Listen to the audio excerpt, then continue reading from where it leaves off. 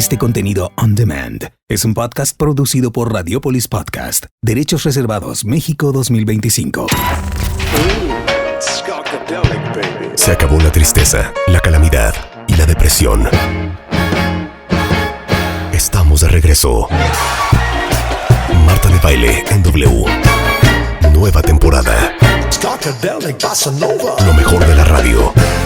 Solo con Marta de Baile en W. Muy buenos días, México. Esto es W Radio 96.9. Son las 10:03 de la mañana. Qué bueno que están con nosotros. Fascinó. Miren, hoy que vamos a hablar con una eminencia del medievo, déjenme decirles algo muy impresionante. Es que a mí no deja de asustarme eso y de impresionarme. ¿Qué? Hoy en día, ¿quieres oír música? Agarras tu celular Sí, y en 2 minutos. y pones la canción Sí. y miren. 3 segundos. O sea, imagínense en el medievo No. que tenías que mandar a traer Sí, mandar a traer. a A un la corte. a un cuarteto, Ajá. pagarle unos chelines para poder oír música. Sí, claro. Yo no sé si habían Por tabernas. eso, no, pero y por habían eso, trovadores. No que sé. José Luis Corral me corrija. Sí, que nos diga. Por eso, seguramente lo han visto en Bridgerton o en Downton Abbey. Digo, Ajá. obviamente eso no es el medievo, pero que una mujer que sabía tocar el piano forte, Sí. que sabía tocar La mandolina. la mandolina, Sí. te lo juro, Sí. era pues una esposa muy codiciada. Totalmente. Y Porque pues te Inviten a podía Marta, amenizar oye. la tarde. O estoy inventando, José Inviten Luis al Corral. duque. Estoy inventando. ¿Sí o no? Ojalá, no, era así. Era así. O sea, imagínense ustedes desayunando con esto de fondo. Imagínense ustedes bebiendo en un antro Con esto. y esto era lo que estaban tocando Sí, de claro. fondo. ¿Gustas bailar esta pieza? Sí. Claro. Y era un... O sea, esta es la música, ¿la estás oyendo, José Luis? No estoy oyendo. Pues estamos Escucho poniendo vuestras esa palabras, clásica música de bar el como sonido del no lo escucho, medievo. no lo escucho. Bueno, Pero es me imagino qué música será. Sí, a ver, José Luis Corral, no saben a dónde lo fuimos a encontrar. Lo fuimos a encontrar hasta Zaragoza. Sí. Hasta Zaragoza. ¿Cómo se dice? ¿Zaragoza o Zaragoza? No, Zaragoza, con 2 Zetas. 2 Zaragoza. Z. Zaragoza. Bien. O sea, yo Zaragoza. diría, yo soy José Luis Corral De Zaragoza. Yes. Bueno, es la 4ª ciudad de España, en tamaño de población. Anda. Sí, Exacto. claro. A ver, está Madrid, ¿cuál otra? Barcelona es la 2ª, Valencia la 3ª y Zaragoza es la 4ª con ya 750.000 habitantes. Olé. Oh, y ole, Eh. que no se diga más. A ver, José Luis Corral, no me van a creer quién es. Él es licenciado en Filosofía y Letras, doctor en Historia por la Universidad de Zaragoza Muy bonito. y es catedrático de Historia Medieval de la Universidad de Zaragoza. Brindo por eso. Vamos a brindar por ti. Es que, ¿saben qué? Yo no sé si a ustedes les sale, pero yo en Instagram, José Luis, Sí. me salen personas, creadores de contenido, sobre todo como ingleses, que platican de cómo era la vida en el medievo. En Europa. Que dicen que era la cosa más incómoda que hay. Entonces, pues fuimos a encontrar a José Luis, que es especialista en el medievo. Entonces, bienvenido, querido, desde Zaragoza para México y el mundo. No se Bravo, diga más. mitos y realidades, ¿cómo no? Muchas gracias. Oye, Bueno, a ver, efectivamente. aclara cuándo es el medievo, para empezar.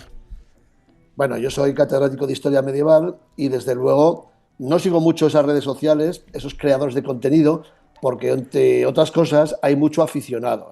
Sí, Hay sí, mucho claro, aficionado claro. que, en fin, lo hacen muy bien desde el punto de vista de la puesta en escena, pero a lo mejor los contenidos no son todos los rigurosos que deberían ser. Claro. Bueno, el medievo es una de las etapas, para mí, más interesantes de la historia de la humanidad y que es muy distinto el medievo, la Edad Media en Europa, en Asia o en lo que ahora es América, evidentemente, o en África.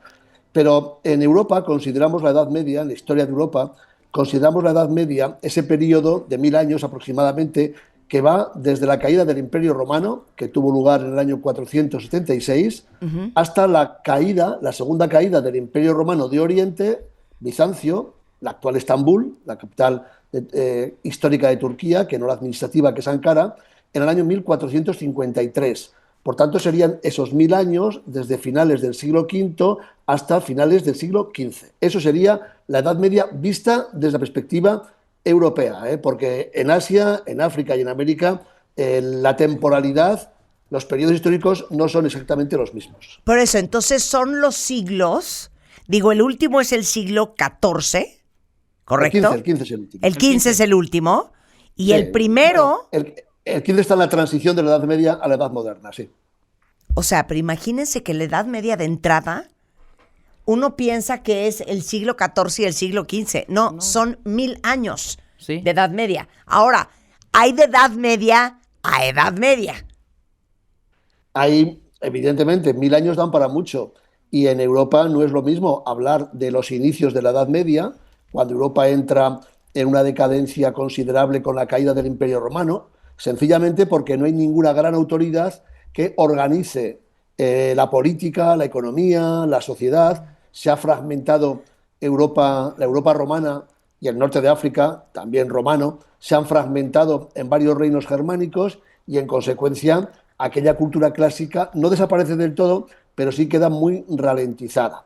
Pues no es lo mismo ese siglo VI, ese siglo VII de las llamadas edades oscuras de la Alta Edad Media que, por ejemplo, el siglo XIII, que es el siglo fundamentalmente del gótico, donde aparecen las grandes catedrales góticas, donde aparecen intelectuales extraordinarios, filosofía, bueno, toda una serie de manifestaciones absolutamente fabulosas. Por tanto, no es lo mismo el siglo VI que el siglo XIII. Hay que tener en cuenta ese periodo tan largo y que hay muchísimas diferencias entre unos siglos y otros, aunque todo sea Edad Media. Claro, pero a ver, esto está bien interesante, ¿eh? Porque me encantaría, José Luis, que nos contaras a todos las grandes herencias a la humanidad, por ejemplo, del siglo XIII, XIV y XV. A ver, el sistema feudal, el surgimiento organizado de las ciudades, las universidades, la expansión agrícola. Después, obviamente, desde el tema de salud, la peste negra, las guerras, el nacimiento hasta cierto punto de una religión organizada. O sea, ¿qué estamos heredando del siglo XIII, de la Edad Media y del siglo XIV y XV?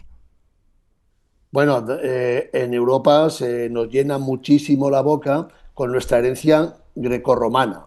Evidentemente, nuestra lengua, la que hablamos en España y en buena parte de América, el español, el antiguo castellano, otros idiomas romances como pueden ser el italiano, el francés, el portugués, son lenguas latinas, son lenguas derivadas del latín. Por tanto, simplemente por eso, por los 600 millones de personas que hablan español en el mundo, más los 100 y pico millones de personas que hablan francés, más los 100 y pico millones de personas que hablan italiano, más los 200 millones y pico de personas que hablan portugués, estamos hablando de más de 1.200 millones de personas que hablan una lengua derivada del latín. Solo por eso ya el impacto de lo grecorromano es muy importante. Pero hay que tener en cuenta que desaparecido el Imperio Romano, la Edad Media mantuvo buena parte de ese legado vivo. El derecho, las instituciones, la forma de entender algunas cuestiones políticas fue muy importante. Pero es que en la Edad Media hubo, has citado algunas, hubo una serie de aportaciones extraordinarias. Por ejemplo, el arte gótico. Muchos historiadores han dicho que la arquitectura gótica, los palacios góticos, la pintura gótica, es una de las grandes aportaciones artísticas de la historia de la humanidad. Ahí está, por ejemplo, aunque hace poco, desgraciadamente, ardió, ahora se está ya a punto de acabar la restauración, la Catedral de Nuestra Señora de París, que es uno de los iconos del arte mundial. La Edad Media ha pasado por ser una época de bárbaros, sucia, de gente inculta. Bueno, basta con ver esa Catedral de París y todo ese arte gótico para darnos cuenta que realmente estas gentes de los siglos XII, XIII tenían un sentido de la belleza, de la hermosura, de la estética, de la proporción, del equilibrio, es decir, del buen gusto realmente extraordinarios. Claro. Oye, a ver, explica cómo el sistema feudal es el inicio de cómo conocemos el día de hoy, pues, el sistema de propiedad. Sí. Bueno, el sistema feudal es el sistema que fundamentalmente domina y se impone en la Edad Media, incluso más allá de la Edad Media. Por ejemplo, un sistema feudal con algunas correcciones, diríamos, era el que estaba impuesto en la Rusia de los zares. En la Rusia de los zares, hablo de la Rusia del siglo XVIII, XIX y de los primeros 17 años del siglo XX, era un país, era un imperio donde primaba el sistema feudal, es decir, la dependencia de unos hombres y mujeres hacia otros. El sistema feudal se impone a comienzos de la Edad Media precisamente porque desaparece ese poder central del Imperio Romano. El Imperio Romano había puesto en marcha un sistema de relaciones políticas y sociales basadas fundamentalmente en el sentido de la propiedad. Ojo, no solamente la propiedad de una casa, de dinero, sino también la propiedad de las personas. Es decir, era una sociedad esclavista. Había amos que eran dueños, jurídicamente dueños, de otras personas que eran los esclavos. Qué locura. Ese sistema desaparece, no del todo, pero sí queda subsumido en la aparición del sistema feudal. En el sistema feudal, las relaciones sociales se establecen de persona a persona. Hay un chascarrillo en la Edad Media que dice algo así como que el vasallo de mi vasallo no es mi vasallo. Es decir, las relaciones feudales son relaciones sociales y económicas que ligan a dos personas, pero solo a esas dos personas. No hay esclavitud en el feudalismo, hay esclavitud en la Edad Media porque el sentido de la esclavitud no desaparecerá, como sabéis muy bien, hasta el siglo XIX e incluso hasta el siglo XX en algunas zonas del mundo. Pero el sistema feudal estaba basado en unos lazos de dependencia personal. Nadie era del todo libre. Había una especie de escala social en la cual unos eran señores de otros y así sucesivamente. Ningún hombre sin señor, se dice también en la Edad Media. Una especie, para entendernos, aunque no es muy correcto, pero nos entendemos, una especie de sociedad en forma piramidal en cuya parte superior está el rey, el emperador y el papa, después los nobles, y luego van descendiendo en la escala social toda una serie de categorías hasta las capas más bajas de la sociedad, que son los vasallos de señorío, los llamaban los siervos de la gleba, que no tenían prácticamente ningún derecho. Pero hay algo muy importante. La Edad Media cristiana es fundamentalmente la Edad Media medieval. Y al ser cristiana, al predominar el cristianismo, por lo menos en la parte europea, donde gobierna y domina un sistema basado en el cristianismo, no puede haber esclavos, es decir, no puede haber propiedad directa de unos hombres hacia otros. Cosa que no ocurría en el mundo romano, donde sí había esclavos. De tal manera que ese derecho de vida o muerte, los esclavos eran como unas cosas, no eran personas, eran cosas. El amo, en la Roma del siglo II, podía matar sin ningún problema y sin ningún conflicto jurídico a su esclavo. Eso no ocurre en la Edad Media, eso no ocurre en una sociedad cristiana donde los siervos, la casta más baja de la sociedad, tienen una serie de derechos, entre ellos el derecho a la vida. La vida es de Dios, la vida solo la puede dar y quitar Dios y, por tanto, los siervos tienen más derechos que los esclavos. Ya, qué cosa. Regresando del corte, hicimos una lista con José Luis Corral sobre los grandes mitos, las creencias falsas y verdaderas sobre la Edad Media. Y ustedes que seguramente han visto, yo qué sé, ¿qué? Game of Thrones, alguna película. Sí. Cualquier saga de estas. Cualquier saga de estas. A ver, ¿cómo se vivía en esa época? No sé ni en qué siglo se supone que sucede Game of Thrones, por ejemplo. sé. Bueno, a ver, el cine de Hollywood, sobre todo de los años 60, 70, y la serie de televisión han hecho bastante daño a la Edad Media. Mira. Ah, mira, ahí está. Sí, porque, y como lo que prima en estos tiempos es evidentemente la imagen, pues estamos acostumbrados a ver unas imágenes en esa serie de televisión o en esas películas fundamentalmente norteamericanas, aunque no solo, donde la Edad Media se presenta de una forma que no fue.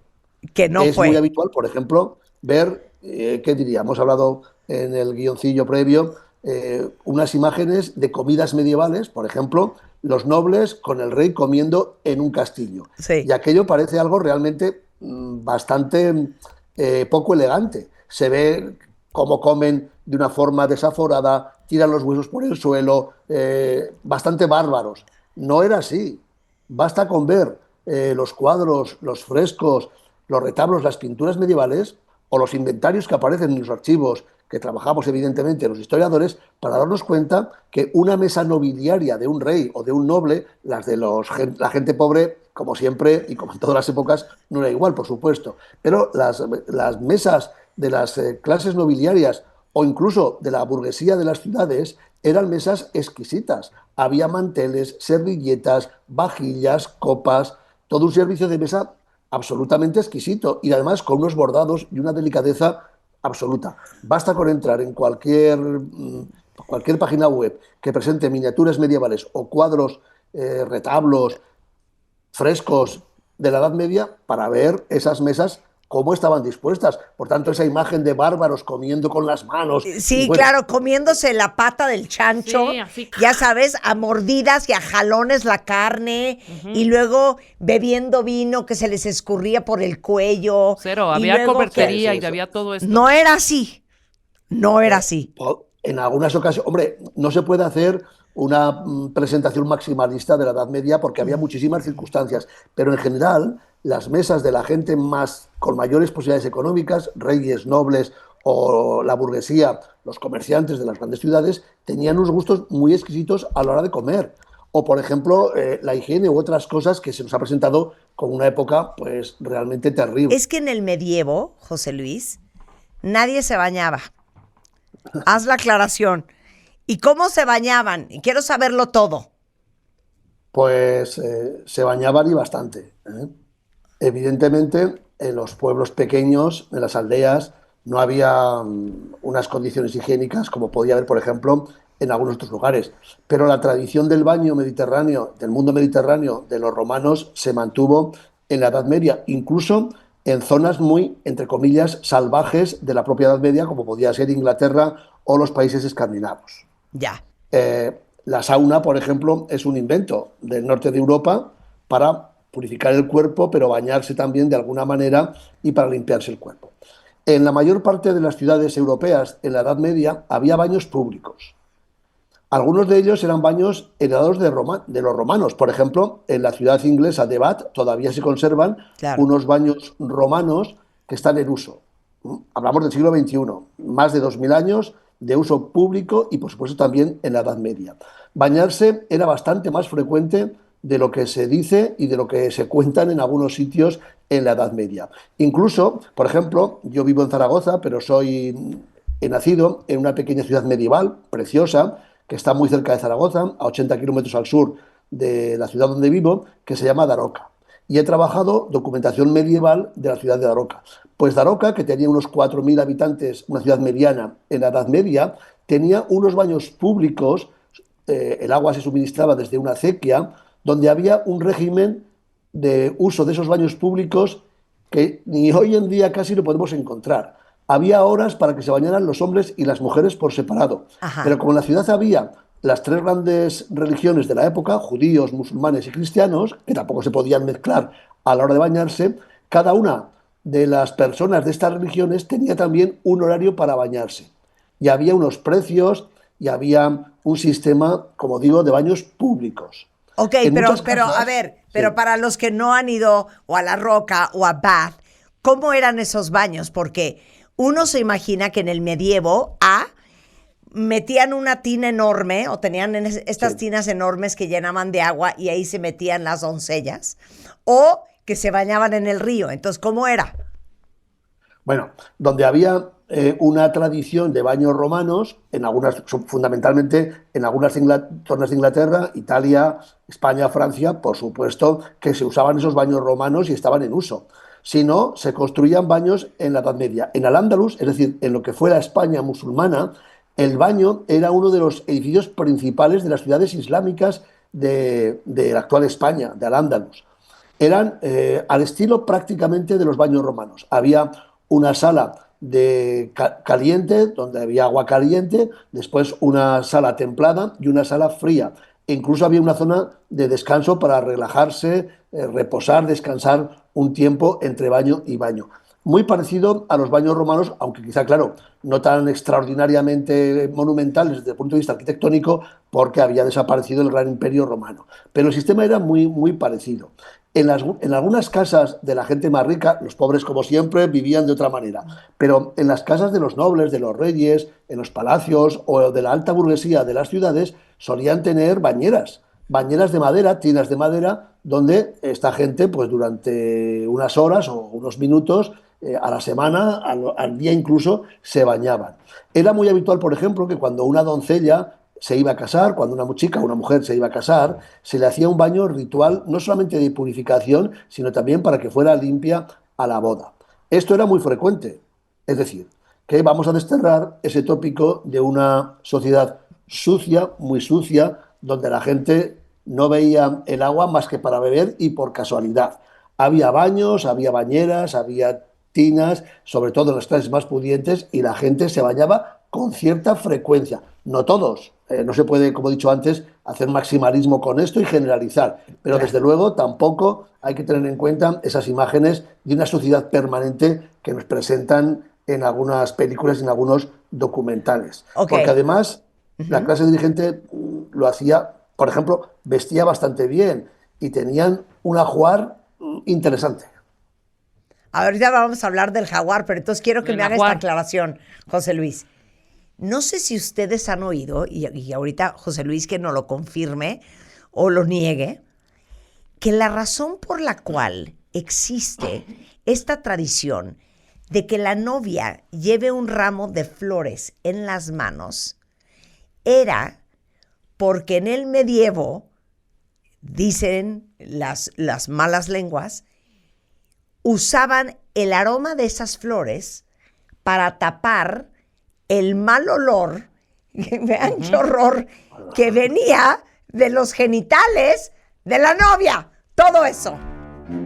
Vamos a ver, como en cualquier época de la historia de la humanidad, incluso ahora, si no te bañas, acabas oliendo mal. Eso es evidente, ¿no?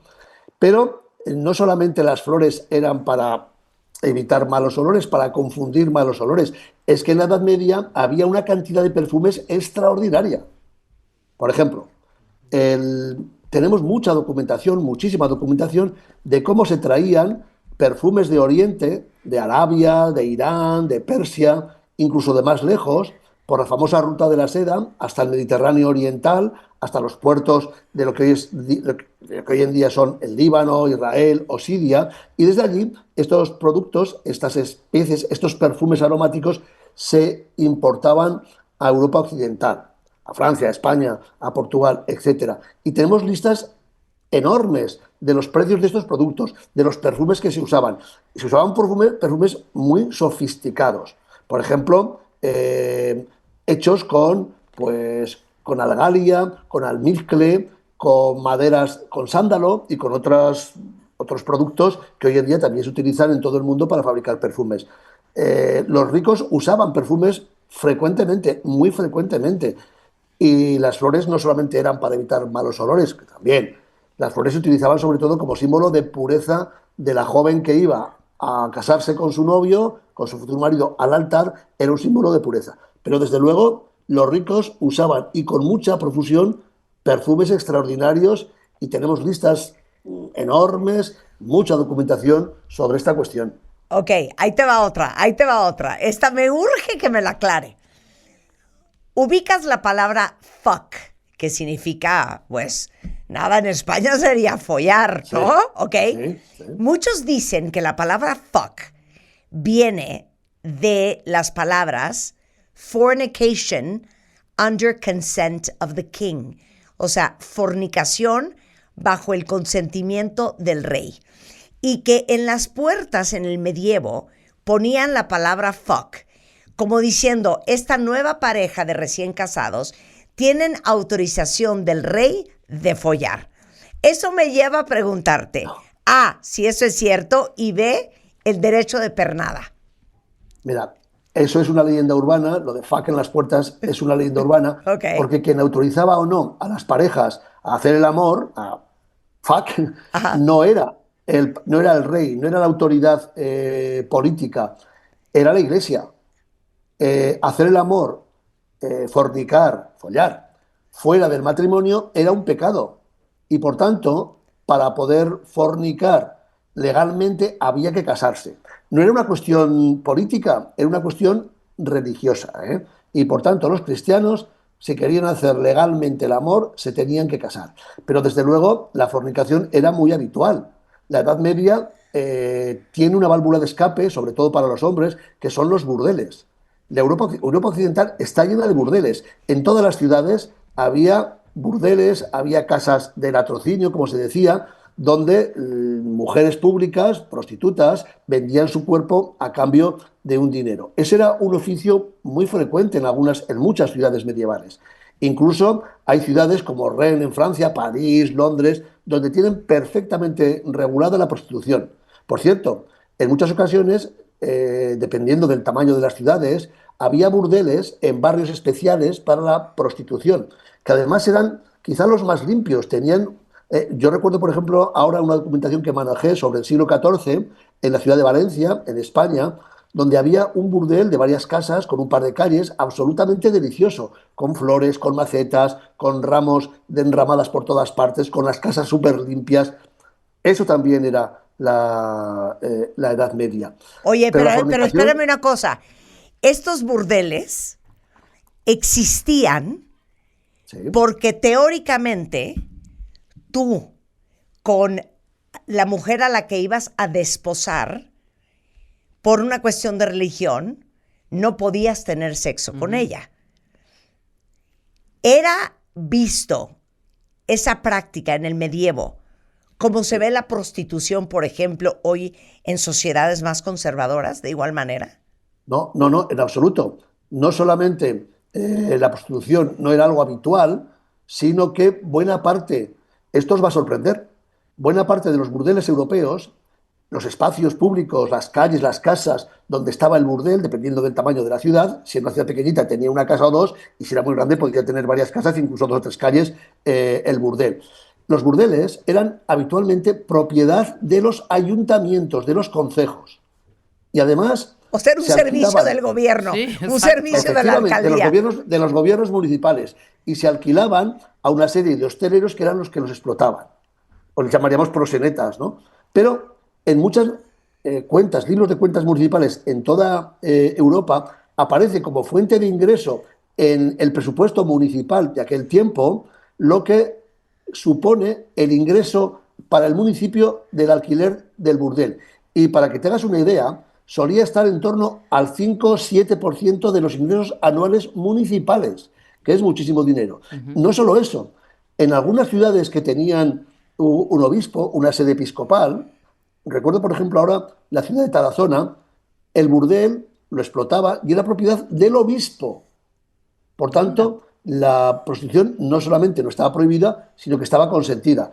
Era una válvula de escape para que la violencia, las hormonas masculinas, pues tuvieran ese cauce para escapar por ahí y evitar violencias. Los hombres que iban al burdel, allí descargaban buena parte de sus cuestiones pasionales, sentimentales, y luego volvían tan tranquilos a la calle. Es decir, que los burdeles eran verdaderos lugares de disminución de la violencia masculina. Oye, pero ¿cómo ha cambiado la humanidad? Era terapia. Hoy, que se te vaya el novio a un burdel, prefieres pudrirte en el infierno, según la Iglesia Católica, antes de permitir eso, José Luis. Claro, es que tenemos, insisto, esa imagen tan estereotipada de la Edad Media. Por ejemplo, una cosa es la Iglesia y otra cosa es cómo vivía la gente. Por ejemplo, la Iglesia cristiana, prohibía que incluso estando casado, claro, si no estabas casado, estaba prohibido totalmente, pero si estabas casado, no podías hacer el amor con tu mujer todos los días. Había una serie de días a lo largo del año que la Iglesia los tenía perfectamente reglados, en los cuales el matrimonio, la pareja de esposos, no podían hacer el amor. Por ejemplo, los días dedicados a la Virgen María, que eran bastantes. Los días, por supuesto, que la mujer tenía la menstruación, que también son bastantes. Días de fiestas locales, durante la Cuaresma. Si hacemos un cómputo de los días en los cuales legalmente no se podía hacer el amor por parte de la Iglesia, eran más de la mitad de los días del año. ¿Qué pasa? Que la gente evidentemente se saltaba a la torera en su casa estas prohibiciones de carácter religioso, evidentemente. Por ejemplo, en la Cuaresma no se podía hacer el amor aunque estuvieras casado, son 40 días, pero 9 meses después de la Cuaresma nacían muchos niños, igual que en el resto del año. Esto se ha demostrado por los libros de bautismos ya del siglo XV. De que estaban follando en la Cuaresma. Faltando a exactamente igual que el resto del año. No, bueno, estamos, o sea, ahora sí que dando piruetas de felicidad, porque encontramos en la Universidad de Zaragoza a uno de los expertos más importantes en el medievo, en la historia medieval. Es el doctor José Luis Corral, doctor en historia, y nos está contando desde los burdeles hasta la higiene, hasta la bañada de la Edad Media. Y yo sí quiero que expliques si es verdad el cuento este del derecho de pernada. No.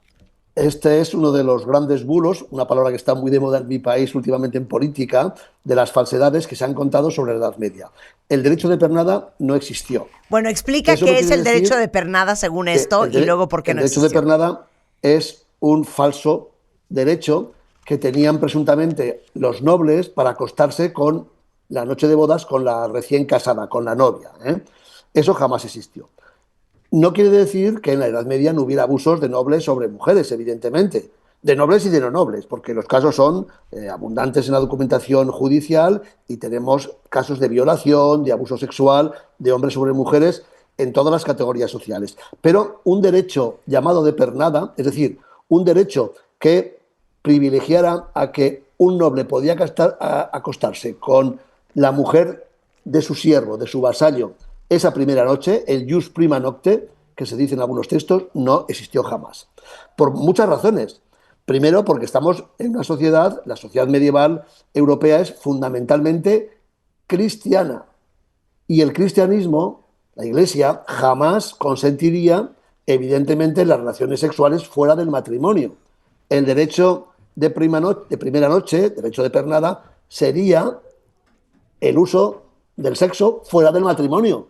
Por tanto, en absoluto lo hubiera permitido nunca la Iglesia.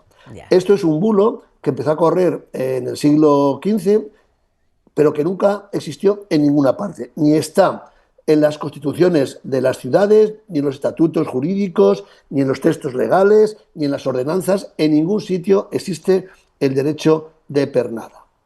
Repito, la Iglesia no lo hubiera consentido de ninguna manera. Me encanta. Y si la Iglesia no consentía una ley, esa ley no podía ponerse en vigor, por supuesto. Me fascina. Ok, ahí te va otra. ¿Cómo era la medicina en el medievo? Bueno, depende. Como ya he dicho antes, no se puede generalizar. No, y aparte son 1000 años, pero bueno, pensemos siglo XIV, siglo XV. Pero en la Baja Edad Media, sobre todo, la medicina avanzó bastante por una razón. Porque en el siglo XIV, en concreto en 1348, se desató una epidemia de peste terrible. La famosa peste negra, que afectó a millones y millones de europeos, africanos y asiáticos. La peste negra tiene su origen hacia 1345 en Asia Central. La transmitían las pulgas. Las pulgas picaban a los enfermos de peste y cuando picaban a otra persona, en la sangre que llevaba la pulga, evidentemente por chupar la sangre de las personas o de los animales, al chupar a otra persona sana, le transmitía la peste. La peste negra fue terrible. Murieron entre 20 y 30 millones de personas en Europa, que tendría entonces unos 60 millones de habitantes. Es decir, en algunas regiones de Europa murió en torno al 30% de la población, que es muchísimo. Es como si hoy en día, por ejemplo, en México, con una epidemia, murieran 40 millones de personas. Imaginad el impacto que eso suponía en las mentalidades, en la forma de vivir, en las relaciones familiares, económicas de todo tipo. Pues eso pasó en 1348. A partir de ahí, los médicos europeos empezaron a preocuparse por la sanidad pública. La sanidad pública estaba basada fundamentalmente en la sanidad, en la medicina romana, la medicina del médico Galeno, que estableció una serie de postulados al respecto en el mundo romano, pero sobre todo, se transmitió en Europa gracias a los estudios de médicos musulmanes.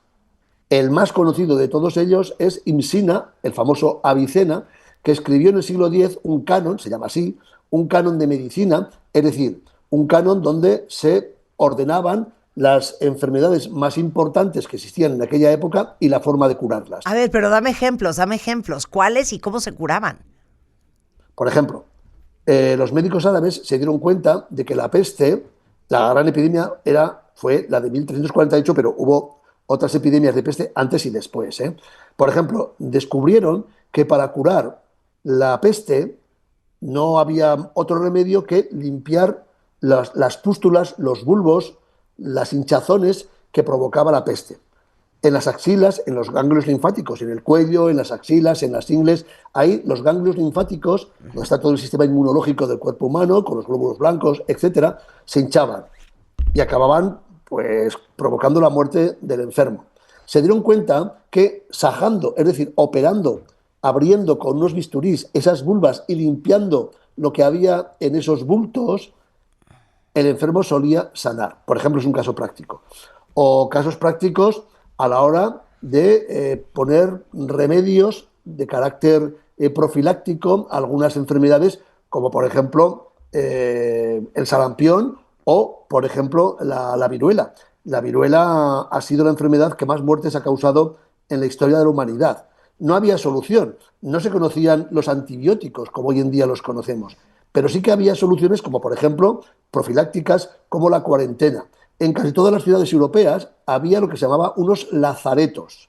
Los lazaretos solían ser unos edificios ubicados a unos 2-3 kilómetros de distancia de las puertas de la ciudad, donde los enfermos iban allí, se llevaban allí, se ponían en cuarentena y hasta que no se curaban no podían mezclarse con el resto de la gente, porque así evitaban los contagios.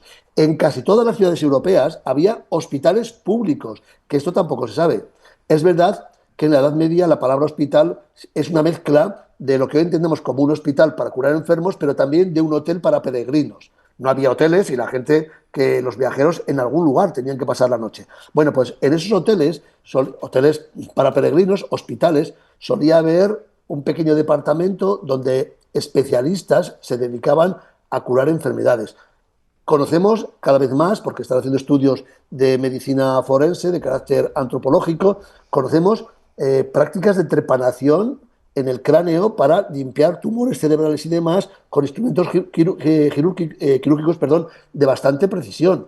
Sabemos que en muchas ciudades europeas había cofradías de médicos, es decir, cofradías que atendían a los enfermos, e incluso en algunas ciudades, por cierto, esto lo puso en marcha un paisano mío, un aragonés llamado Miguel Servet, que fue un médico en el siglo XVI, pero que puso en marcha un sistema, una especie de seguridad social de la época, por la cual los médicos de las ciudades atendían a los pobres. La medicina era de pago, evidentemente no había seguros médicos. El enfermo tenía que pagar el tratamiento médico. Pues como los pobres no podían pagarse ese tratamiento médico, había estos hospitales donde los ayuntamientos, los concejos atendían a la gente gratis que no tenía dinero. Ahora creemos que estamos muy avanzados en algunas cuestiones, pero evidentemente ya se hacía así en la Edad Media. Lo que evidentemente no había en la Edad Media era un conocimiento de la microbiología. No había microscopios y por tanto se desconocían pues algunos agentes de transmisión de enfermedades como las bacterias y los virus. Eso no apareció hasta los microscopios, no se descubrió hasta los microscopios ya en el siglo XIX.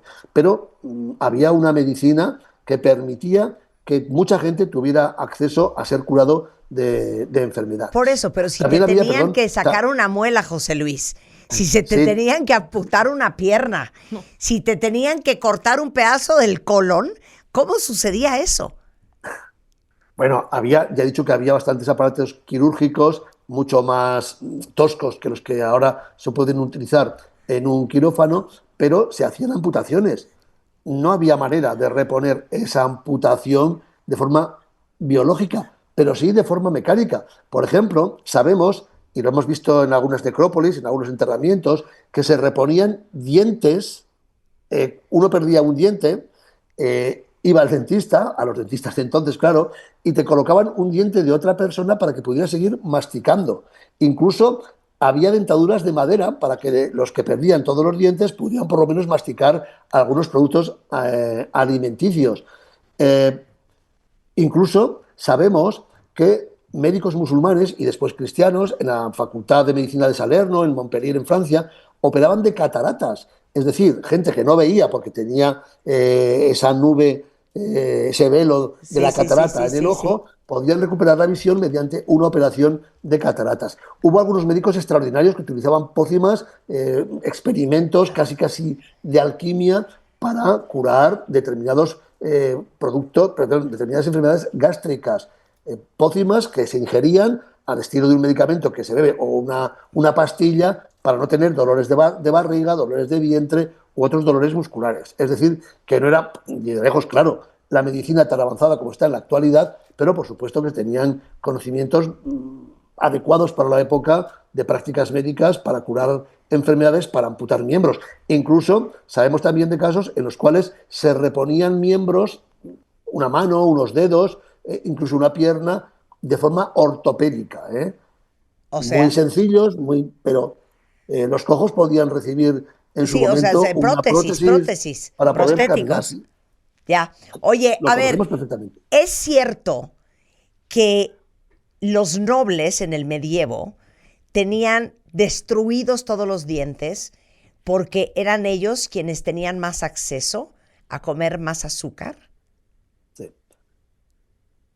El azúcar como tal no existía en la Edad Media. No entendemos el azúcar como el azúcar de caña que viene de América. Sí que se conocía otro tipo de azúcares, como por ejemplo el de la remolacha.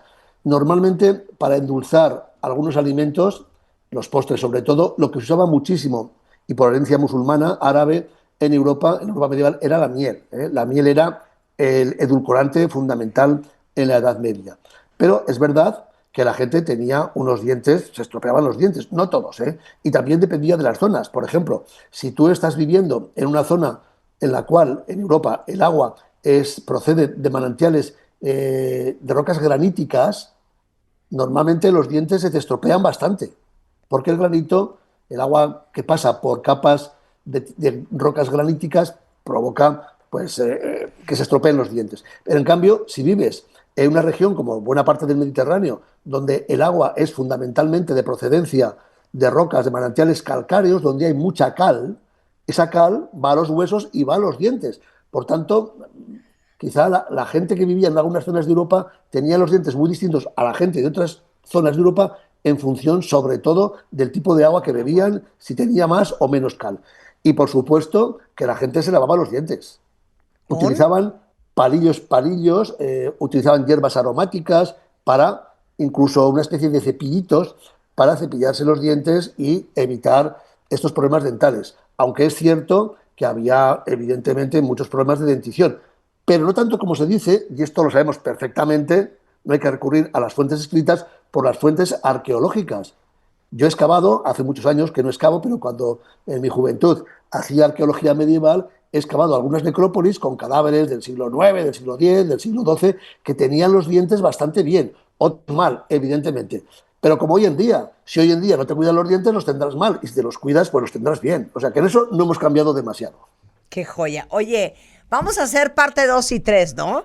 Porque nos faltaron muchos mitos, muchas realidades y mucho que aprender de la Edad Media. Así es que vamos a traer de regreso a José Luis Corral. ¿Aceptas la invitación de vuelta, José Luis?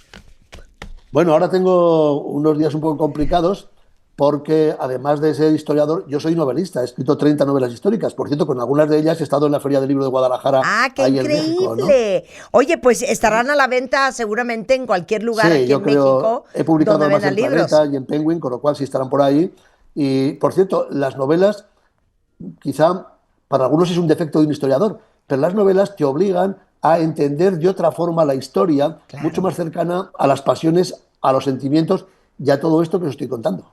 Oye, sensacional. A ver, busquen ya más de 30 obras. José Luis Corral Lafuente, doctor en Historia por la Universidad de Zaragoza. Seguramente van a poder encontrar varias de sus novelas aquí en la Ciudad de México o de cualquier otra parte en Estados Unidos, Centro y Sudamérica, de donde nos estén escuchando. ¡Qué joya haberte descubierto! En Instagram está como José Luis Corral Lafuente, para que vayan inmediatamente a empezarlo a seguir. Y hacemos parte 2 y 3 del medievo, ¿te parece? Seguiremos hablando más adelante. Te mando un gran beso hasta Zaragoza. Igualmente, un abrazo para todos y muchas gracias. Igualmente. Qué increíble aprender de esto, cuentavientes. Voy a hacer un reel espectacular. Voy a robar a José Luis Corral para que no solamente escuchen todo lo que hablamos, sino también lo vean. Con esto hacemos una pausa. Regresando, adivinen qué. Vamos a tener a Jon Batiste. Ah, qué maravilla. Saben perfecto quién es Jon Batiste, quiero pensarlo. Cantante, músico, compositor, director de orquesta, espectacularmente talentoso. Jon está por lanzar su nuevo álbum de estudio que se llama Big Money, que va a estar disponible el 22 de agosto. Y vamos a tener una conversación en vivo con Jon Batiste más adelante, hoy, aquí en W Radio. No se vayan. Síguenos en Instagram. Marta de Baile. No te pierdas todo lo que pasa dentro y fuera de la cabina. Lo mejor de la radio. Solo con Marta de Baile en W. No puedo creer lo que estoy viendo. A ver, váyanse a Twitter, que acabo de postear las fotos del comienzo de la transformación de Enchúlame la Casa 2025, en donde en W Radio todos los años le remodelamos, le transformamos, le ordenamos la casa entera a una cuentaviente, con pintura, con tele nueva, electrodomésticos, colchones, camas, todo, decoración, sala, comedor, pisos, baños, paredes, todo. Y ayer, Claudia Torre, que es nuestra organizadora profesional, pueden ver lo que hace en Organizarte en Instagram o en organizarte.mx, entró a la casa a empezar el proceso de depuración, orden, empacado, para vaciar todo, donación, para que nosotros podamos entrar a empezar a trabajar con Liz. Ok, Claudia está el día de hoy, pero quiero que vean esas fotos porque seguramente muchos de ustedes están en la misma circunstancia y hoy les viene a dar unas clases de organización. A ver, cuenta Marta, ayer, querida. Me duele hasta el pelo. No, o sea, te vi, dije, ha de haber acabado agotada. Yo quiero reconocer, a la ganadora y a su familia. A mi tocaya Martucha. No. O sea, el desapego se apellida Gaona. O sea, sacó todo. Todo. No sacó a las hijas y al marido pero de milagro. Uh-huh. Y también reconocí a mi equipo. O sea, no lo hubiera logrado sin ellas. Son unas campeonas y les mando un abrazo. Marta ella quería sacar como el 75%, yo creo que sacó más. No. O sea, la donación que se fue a una fundación, de verdad, fue impresionante. Pero ropa, pero muebles, pero cosas de cocina, libros, todo lo sacó. Y Liz va a estar feliz. Pero a ver, explícales cómo es el sistema, porque una vez que vean ahorita estas fotos en Twitter van a decir, me quiero morir porque así está mi casa, ¿no? Sí, muchas veces lo que tenemos son apegos. Y eso sucede cuando no enfocamos nuestro tiempo y nuestra energía, ajá, en liberarnos de esos apegos. Aquí lo que sucedía con la familia ganadora es que, como sabemos que tuvieron pues la casa secuestrada algunos años, ¿verdad? Todo lo tuvieron que acaparar y poner en la parte de arriba. Uh-huh, pero eran 3 hijos, pero el matrimonio, más todas las cosas en un espacio tan reducido, pues estaban, la verdad, sobreviviendo. Uh-huh. En el momento en el que recuperan la parte de abajo, ellos dicen, perfecto, ya tenemos más espacio, y como que se emocionaron, y entonces nunca sacaron, pero sí metieron.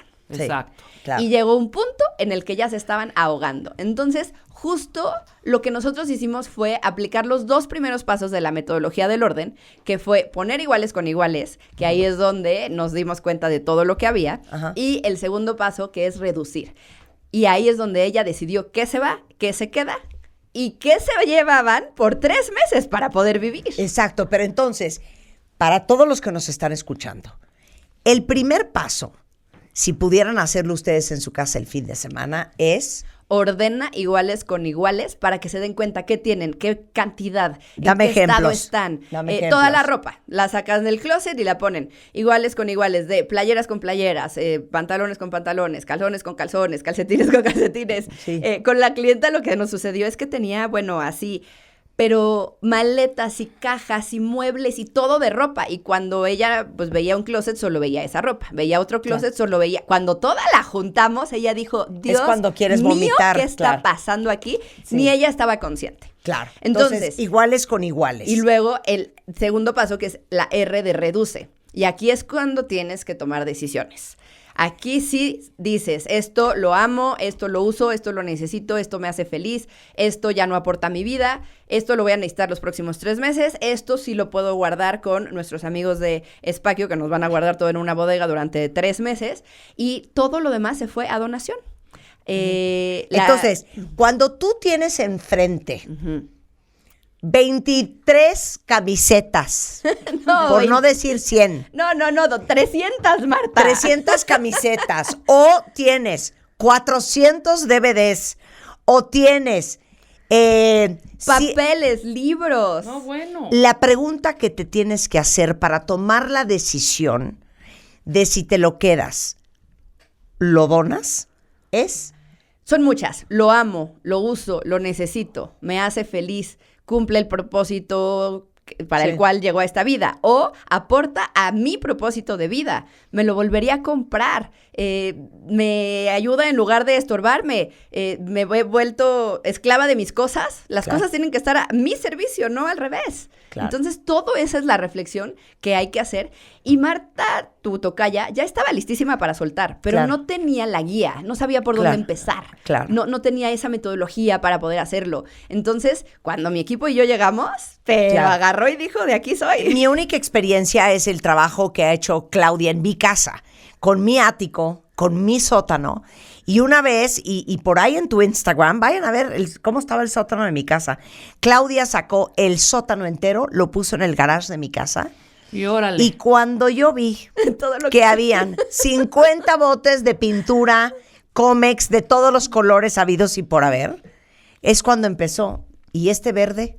Y No, pues este sí. verde no sé. Fuera. Lo que sobró de... Y estos 3, ya sabes, Ahora, tú estas también cubetas. ayudaste Claro. a esta misma fundación, que se llama La Realidad de México, y que también fueron tan beneficiados contigo y con todas tus cosas, que dijimos, aquí también le vamos a ayudar con las cosas de su tocaya Marta. Entonces se llevaron, bueno, muebles, pero salas. Para la fundación. Para la claro, fundación. pero lo que les quiero decir es que hasta que no ves todo junto, no dimensionas. No haces conciencia. ¿Saben qué tenía yo que era vergonzoso?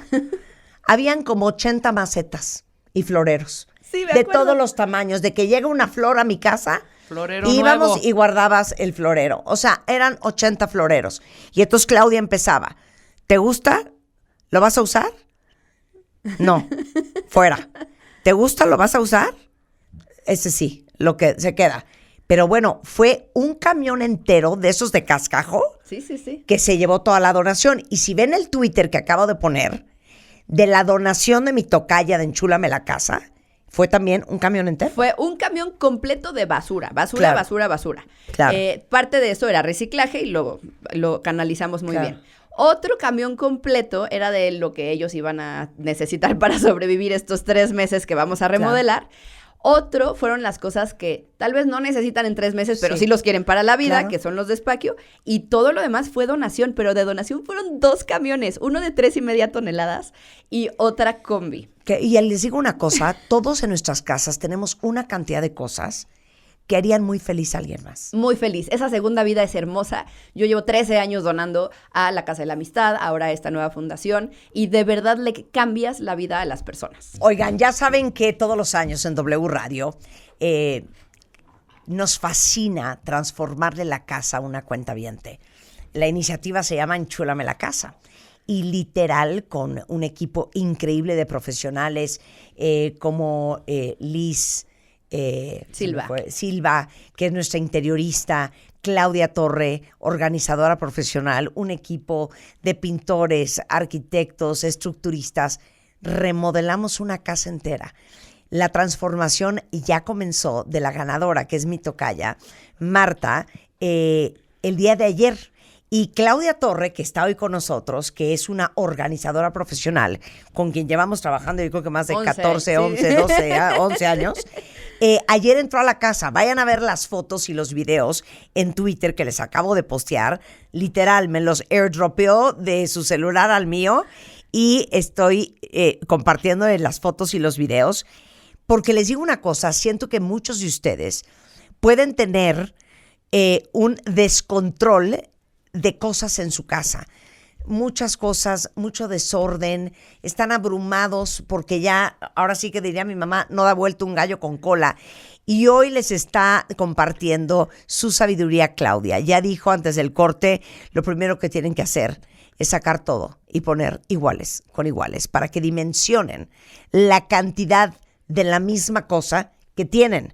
Después, depurar y tomar la decisión de qué te gusta, qué necesitas, qué usas, qué te hace feliz. Y qué amas. Aporta tu vida. Y lo demás, o tirarlo o donarlo, a según esté. O reciclarlo, o amigos y familiares, o arreglarlo, etcétera. Hay como muchos destinos. No. ¿Pero qué haces? Porque dice que Marta, la ganadora, bueno, con un desapego sacó el 80% de sus cosas. Impresionante. ¿Pero qué haces con clientes?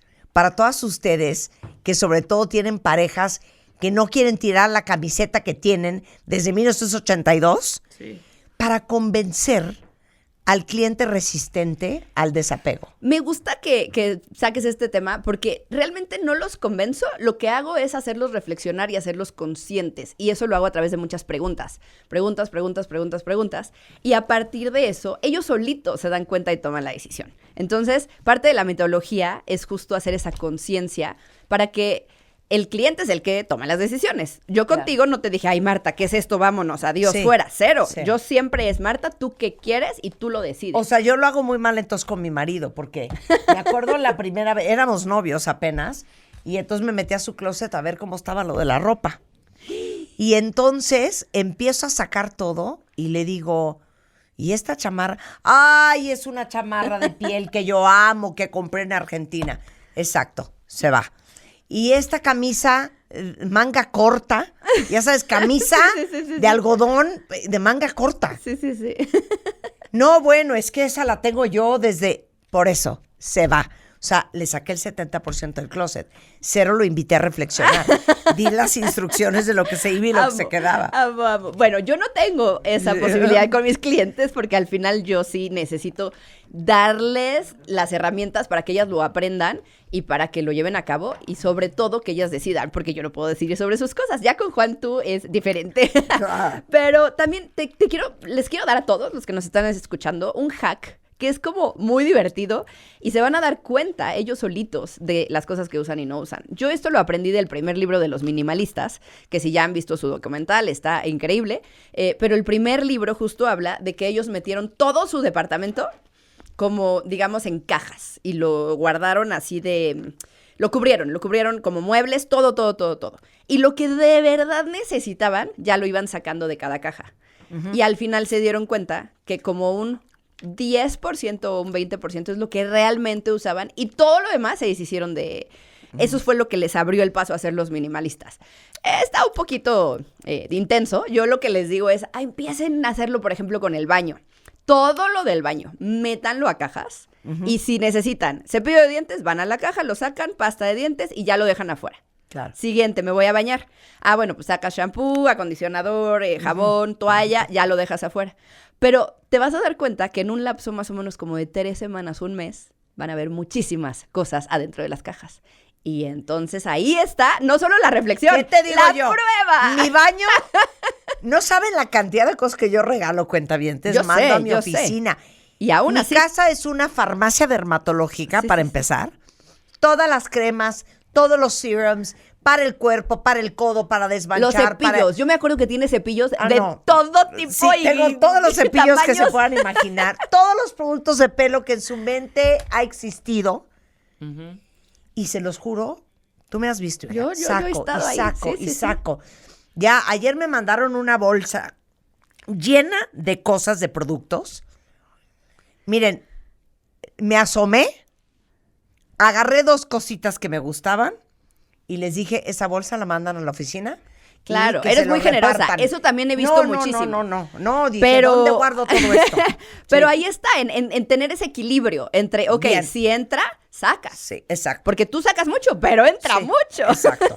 Ok, siguiente tip. Siguiente, haz del orden algo divertido, porque la gente lo tiene como muy estigmatizado de, ay, qué flojera. Pero a ver, mira, Marta, tú amas. Yo te he visto con trapito en mano A y ver, eres la más aquí está fan. mi hija, no me va a dejar mentir. Me senté ayer, abrí un cajón lleno de plumones. A revisar Agarré cada una hoja blanca Sí, y empecé ver cuál pendaba y plumón cuál por no. plumón. Es que ese es un Saqué la mitad. claro, es un gran tip. Y pongan a los niños a hacer eso. Eso es Claro. muy bueno para... Tú vas a ser hoy mi asistente organizador y a ver, revisa las plumas, sácale la punta a todos los Ahorita lápices. que están de vacaciones los niños. Eso es lo que queremos, porque estas vacaciones no nada más es playa y descanso. Si no van a salir, hagan algo productivo y algo que beneficie su casa y hagan ahí como un movimiento de energía. Entonces, ¿cómo hacerlo divertido? Imagínate 10 minutos de música a todo volumen, ventilar todo, rétate y pon un timer a ver cuánto puedes como recoger en un tiempo chiquito, doblar la ropa, guardar las cosas de recién lavadas de platos, Sí. organizar como las cositas del buró, o sea, y entonces cada día te vas retando a hacer algo 10 minutos y bueno, van a terminar las vacaciones y eso va a ser otra casa. Está Claro. maravilloso. Oye, la gente porque pasa. No, hija, es que no he tenido tiempo de ordenar. A ver, si todos los días ordenas Claro. un cajón, Ya uno, con eso. Exacto. uno, no vas a estar un año después con el infierno en el que Total. vivimos muchos en nuestras casas. Oye, y Marta, te voy a decir algo que Un cajón. que tú no sabes. Ajá. Cuando alguien me quiere contratar y les digo, ok, perfecto, pero necesitamos 8 horas, todo un día o más días, y me dicen, no, es que no tengo tiempo. ¿Sabes qué les digo? Si Marta de Baile tuvo tiempo en su agenda para organizar conmigo, cualquier persona lo tiene. Eso es lo que ¿Y les me digo. tuvo secuestrada? Si vieran cuántos días. Claro. Y ahí Tuve estuviste. que abrir espacio en mi agenda, así de, esta tarde no hay juntas, no hay nada. Nada. Voy a trabajar con Es Claudia. que lo que no se agenda Claro. no se realiza. Lo que no se agenda no se hace. Tienes toda la Y razón. estoy muy orgullosa de que te diste ese tiempo. Muchas gracias, chiquita. Y quiero decirte que mi sótano sigue impecable, ¿eh? Muy Te bien. felicito. Ok, otra me encanta. más. Otra.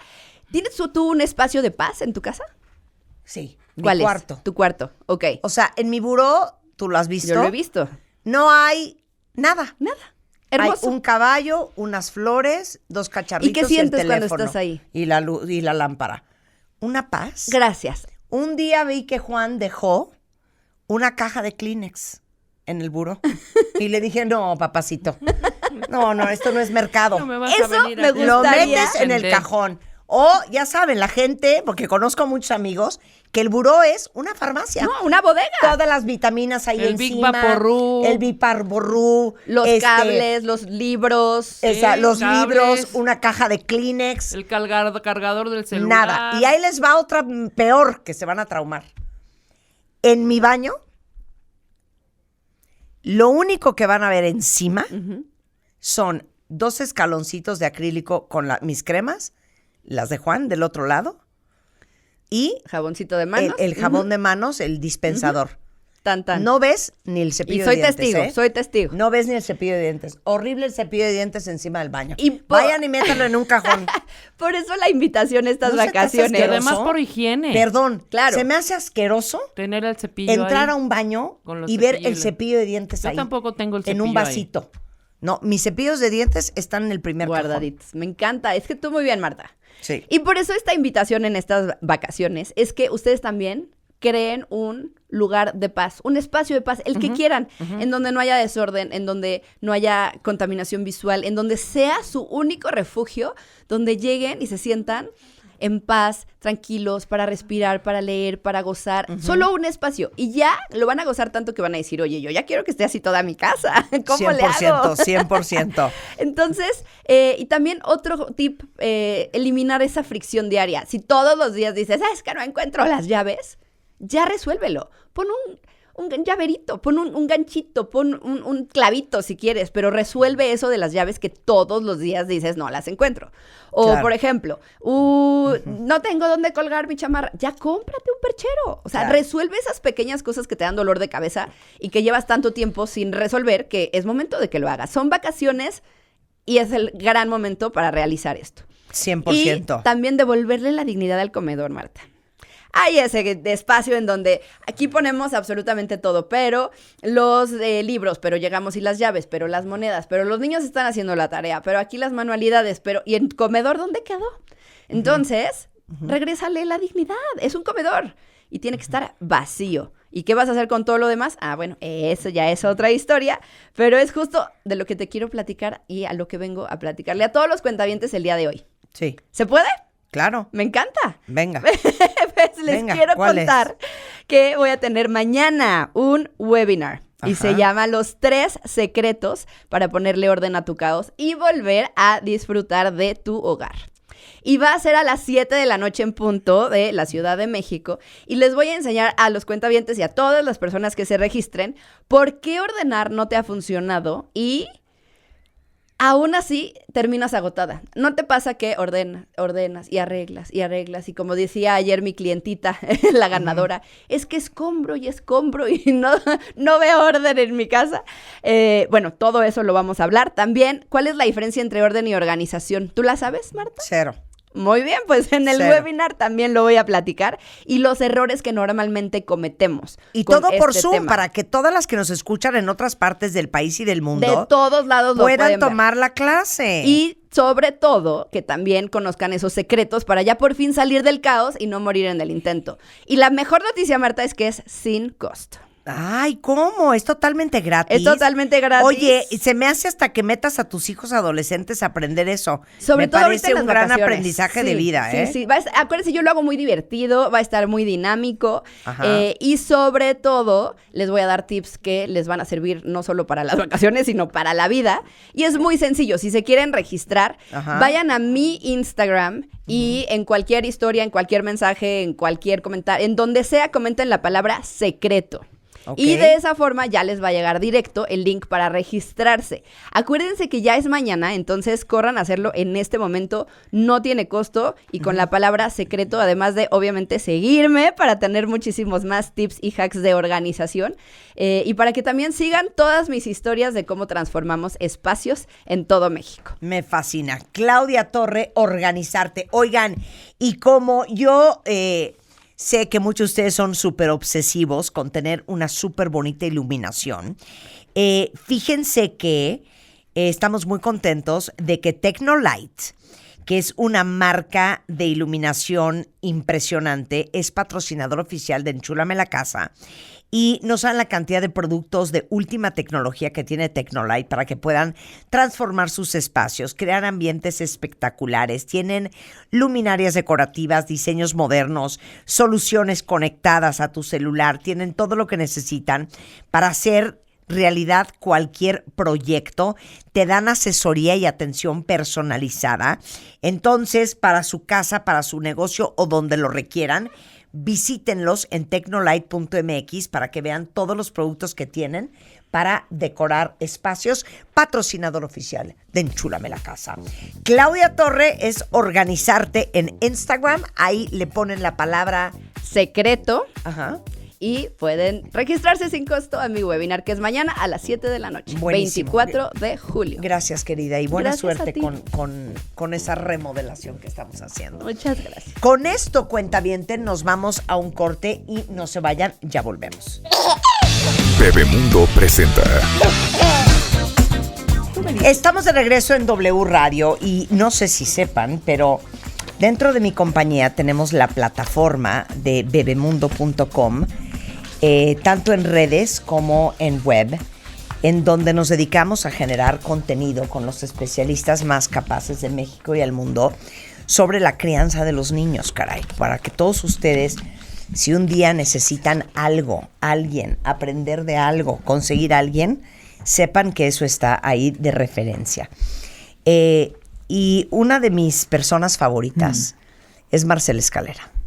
Marcela Escalera, aparte de ser psicóloga clínica, es directora del Instituto Neufeld en español, y es coordinadora del diplomado Crianza con Vínculo. Y hoy vamos a hablar de algo que pareciera no importante, pero es muy relevante. Tu hijo no necesita ser popular, tu hijo te necesita a ti.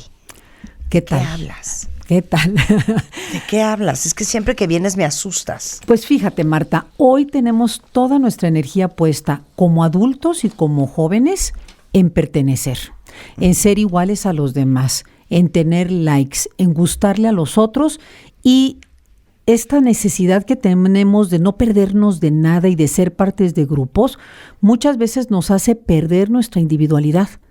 Ya casi nadie se atreve a vestirse diferente o a comer diferente o a elegir diferente porque creemos que ser como los demás nos mete en este lugar normal. Y hemos confundido como adultos y como papás el bienestar emocional de nuestros hijos con el ser populares. Y esto cada vez es más importante y te sorprendería la cantidad de papás que me escriben o buscan consulta porque sus hijos no son invitados a fiestas, porque no pertenecen a un grupito, porque no los ven que son populares y no los ven que son atractivos para otros niños o para otros jóvenes. Entonces, pues, yo creo que aquí hay que respirar profundamente y atender de lo que estamos hablando. Pero ¿no sienten que todos fuimos un poco así? Claro. Ser adolescente, por ejemplo, implica tener tu energía puesta en parecerte a los demás y pertenecer. Claro. Pero no siempre y no en todo momento. También ser adolescente implica encontrarte a ti mismo. Esa es la tarea más importante de la adolescencia. Y saberle decir a tus amigas, no, a mí esa película no la voy a ir a ver porque en la noche no duermo.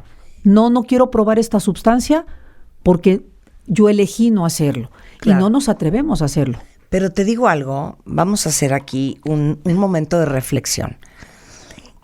Yo creo que uno de los videos más virales fue cuando hablé de mi gran arrepentimiento en la vida.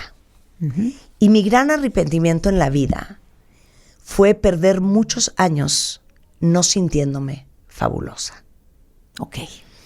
Y yo creo que en general los adolescentes y los adultos jóvenes, en este proceso natural de crecimiento y descubrimiento de quién eres, pasan muchos años de su vida no sintiéndose fabulosos. Qué buen punto. ¿No? Porque no tienes la estatura de tu amiga la popular, ni el cuerpo de la que más pegue tiene, ni el dinero de tu amigo que trae los últimos Adidas, ni los dientes, ni el pelo, ni la casa, ni la vacación. Y siempre creces con este deseo de no ser tú, de ser diferente. Sí. Y pasan los años y viene la madurez y miras para atrás y te das cuenta cuánto tiempo perdiste pasándola mal de manera absolutamente innecesaria. Y como papás quisiéramos ahorrarles eso a nuestros hijos. Fíjate que me pones a reflexionar, Marta. Me pones a reflexionar porque lo quiero acomodar de tal manera que nos demos cuenta que estamos hablando de lo mismo. Claro. Cuando tú pones tu valía, tu autoimagen, tu concepto en manos de otros seres que son igual de inmaduros que tú, porque son tus compañeros de la secundaria, de la primaria o tus cuates de la cuadra, son chavitos, son niños, son jóvenes inmaduros igual que tú. Entonces se van a burlar porque te salió un granito, se van a burlar si tartamudeaste, como tú dijiste, tu cuerpo, o a lo mejor porque eres demasiado inteligente, y te van a hacer sentir mal, no porque sean malos. A mí esta historia de que los niños son crueles, yo no creo tanto en eso. A mí me parece que los niños son inmaduros porque están madurando y no tienen por qué ponerse a cargo de otro niño maduro. Entonces la respuesta no está en los otros niños, la respuesta está en el adulto.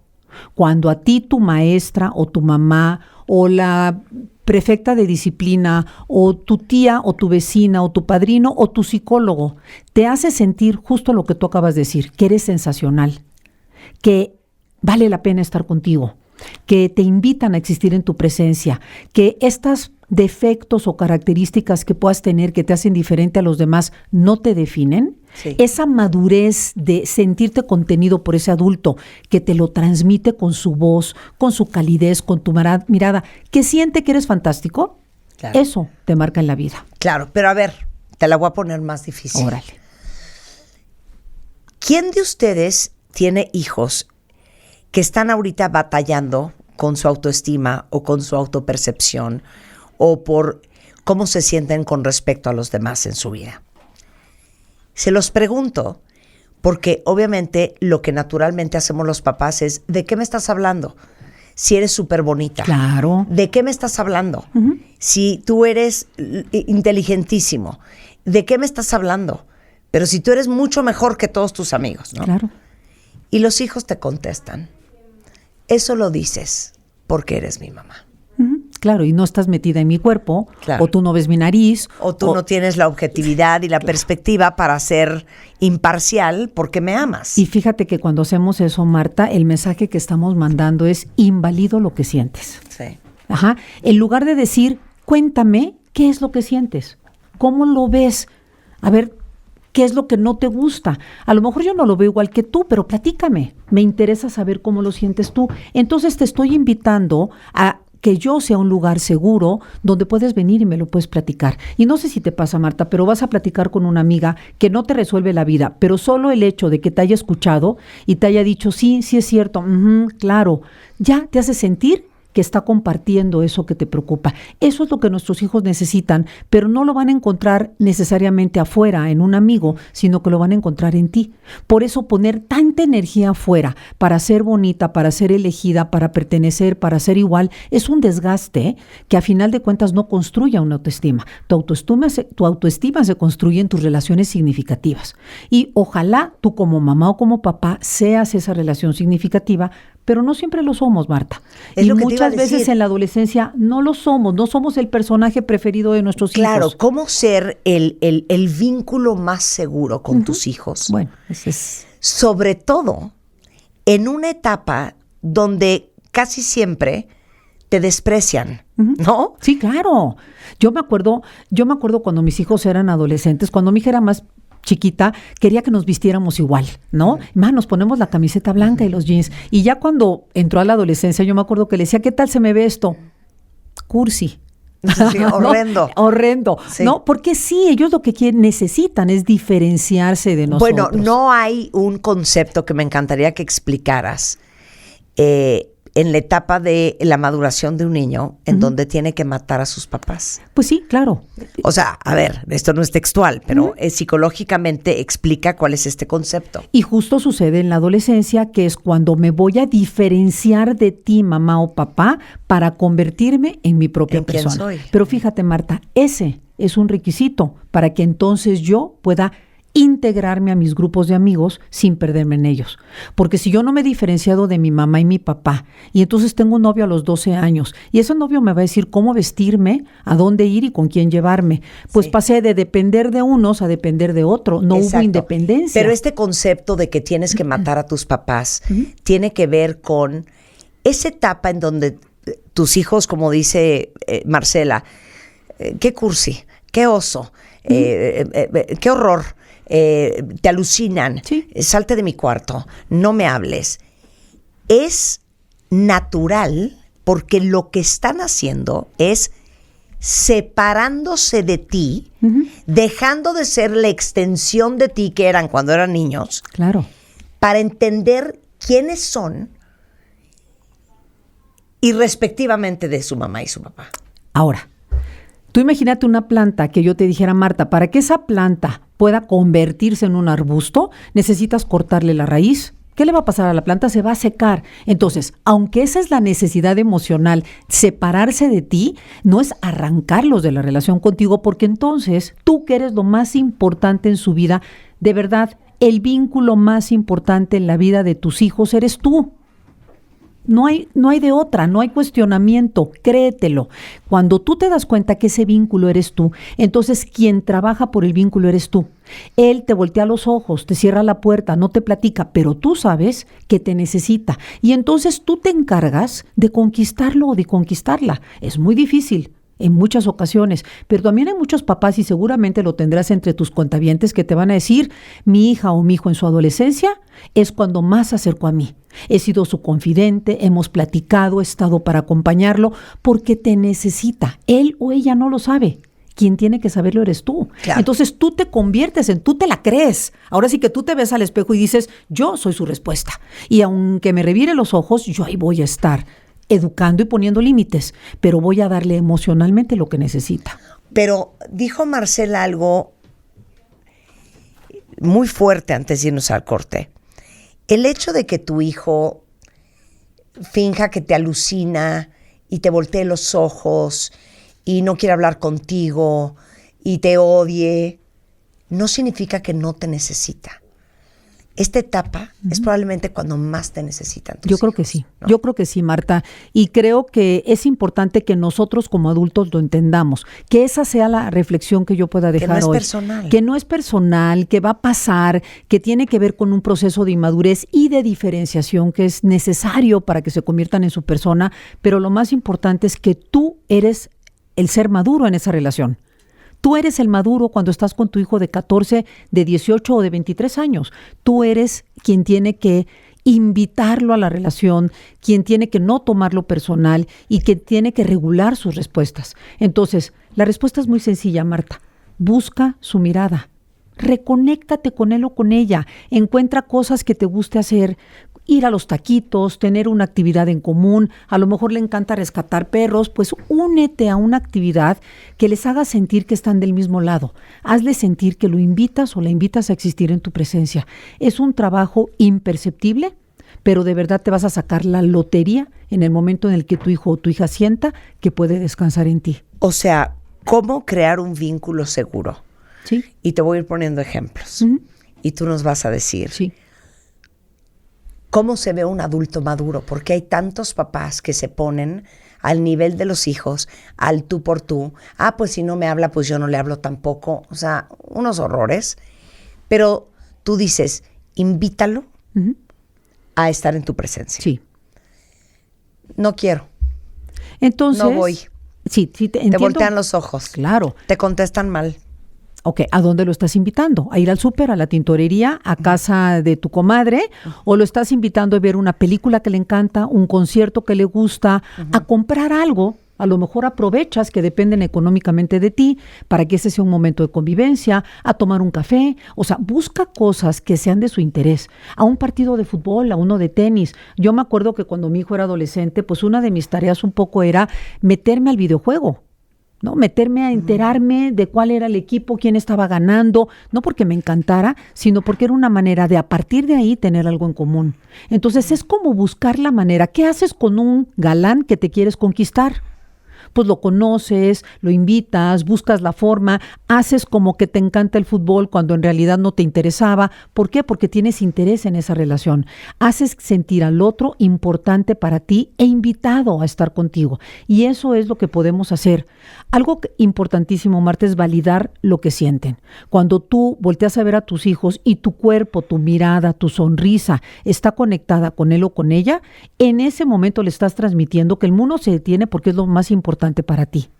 También es importante evitar no es para tanto, hombre, te cortó, pero no, yo te voy a decir que luego en la vida... Llora cuando me muera. Exacto, ¿no? Eso no vale la pena. ¿Por qué no mejor le dices, mira, no entiendo mucho lo que me estás diciendo, pero platícame lo que está pasando? O sea, validar sus emociones. Validar sus emociones. Otra cosa es, pues hazle diferenciar, ayúdale a diferenciar que el éxito no implica quedar bien ni pasar por sobre de ti. El éxito verdadero es ser genuino. Eso es ser maduro. Cuando tú eres una persona que te volteas a ver completa y que sabes plantarte ante el mundo, eso es ser una persona exitosa. Oye, pero me encanta lo que dices de validar sus emociones, porque automáticamente los papás tendemos a minimizar los problemas de nuestros hijos, porque para nosotros, a nuestra edad y en nuestro recorrido camino, nos parece una estupidez. O porque queremos evitarles una tristeza y creemos que minimizando esto van a estar más felices. Y la realidad es que para que yo esté contento necesito pasar por la tristeza. Entonces que tú me digas, te entiendo, no fue como tú querías, te hubiera gustado que fuera diferente. Si estás triste por eso, ya.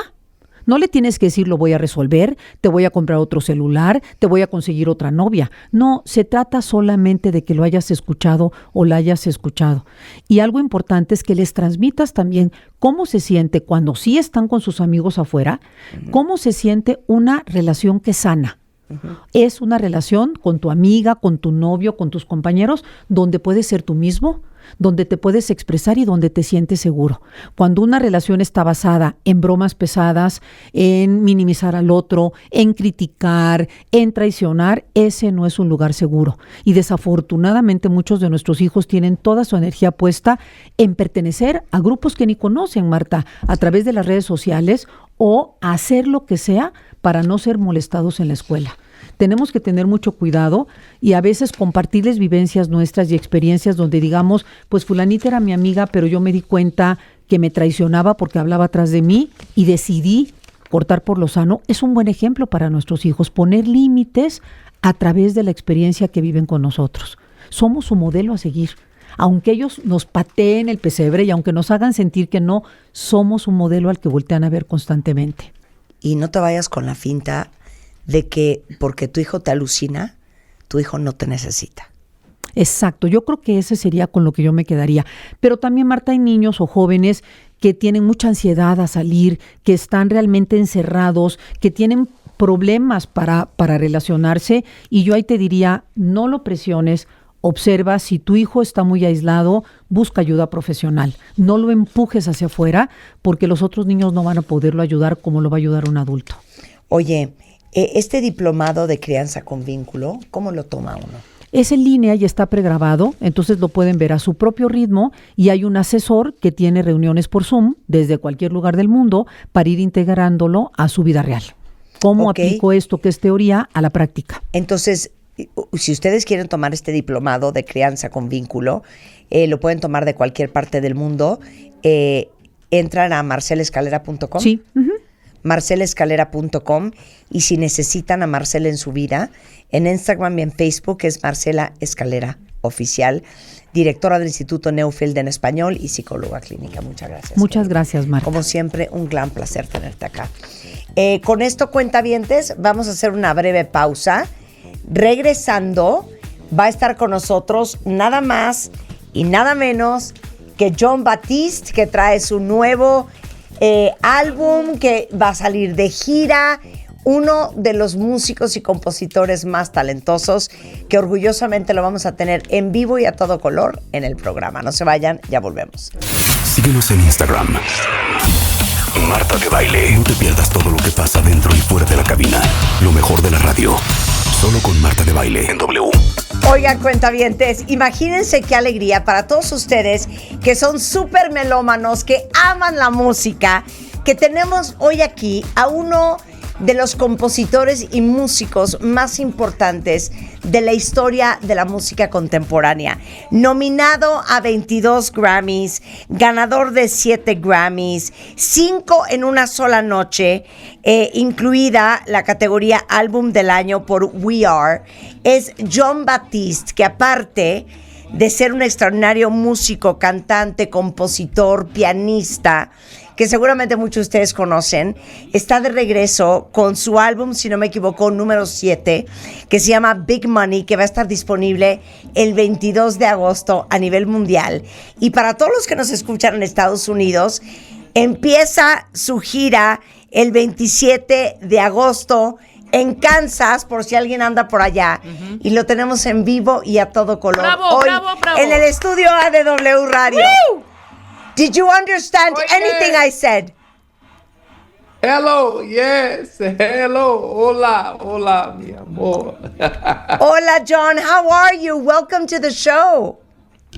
I'm great. How you doing? It's good to see you. It's great to see you too. I mean, we've been your fans for a long, long time. I was just telling everybody that you've been nominated for 22 Grammys and you've won 5, including Album of the Year for We Are, and that you're launching Big Money August 22nd. And since this show is heard in the United States, I know that you're starting a tour on August 27th in Kansas. So that's everything I said right now that I opened the show. Yeah, we've done a lot of living, though. Yeah. Oh, I love you. Okay, talk to me about Big Money. Big money is love, and it's capitalism, and it's talking about the inner child. It's talking about everything, the highs and the lows of the world today. And it's doing it in a way where we can dance and we can sing along with the songs. They're very, very organic album, real music, authentic topics, authentic situations. And it's just very much, I sung the album and it's like one take. So you get that essence. We made the album in less than 2 weeks. It was just very much a capturing of a moment. And I think that's something very interesting is that I was reading that you literally were in the same studio with all the musicians, breathing the same air, going through the same energy. And that is a very organic way of producing music, not necessarily how all music is produced.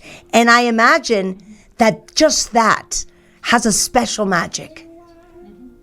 Yes, it's like a sense of going back to the roots. It's the humanity. It's our communal gathering. It's like tribes. It feels like something that when you put an album like that into popular culture and then you go on the road and you perform it live and it just becomes an extension of how we create community. It's a powerful thing. I'm excited to see everybody. I got to come to Mexico. I really have to come to Mexico with Big Money. I feel that in my heart. Oh, yeah, you must. So let me say all this in Spanish. A ver, Big Money es el nuevo álbum. Dice que es un álbum que habla de capitalismo, pero habla de la infancia, pero habla de las raíces, que es un disco muy orgánico. Y algo muy interesante es que este disco, dice él que lo grabó en 2 semanas, literal, y a diferencia de cómo se hacen muchas piezas musicales, en donde graba el cantante por un lado, los músicos por el otro, él se metió al estudio con toda la banda en estas 2 semanas y que fue un proceso como muy orgánico, muy real, lo cual automáticamente se va a transmitir esa misma energía durante los conciertos que va a hacer en Estados Unidos, que es donde empieza la gira, y dice que él siente en su corazón que sin duda alguna tiene que venir con este nuevo disco, Big Money, a México. Have you ever been to Mexico, John?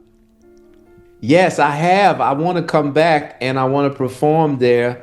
And I have friends there. I have all types of artists and friends and family that are in and out of Mexico. I did a collaboration. Natalia Lafourcade. Of course.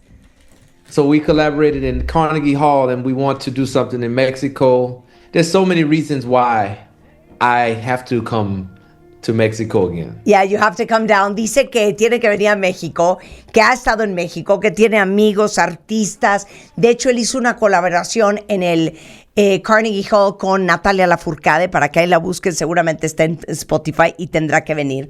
Now, let's go deeper. Yes. I read you said something that I found so interesting, because on this show, that even if we're a talk show, we do play music all the time, and especially on Fridays, like 3 hours long. We've done the history of house music. We've done the history of disco. We've done the history of rock and roll. And I read you said something very interesting that I think that this could be a mini class for everybody about rock and roll music. You know, many people think that rock and roll was invented, I don't know, by the Beatles or Elvis Presley. And I think you have an amazing story to tell of the actual origin of rock and roll, which is very well imprinted in Big Money.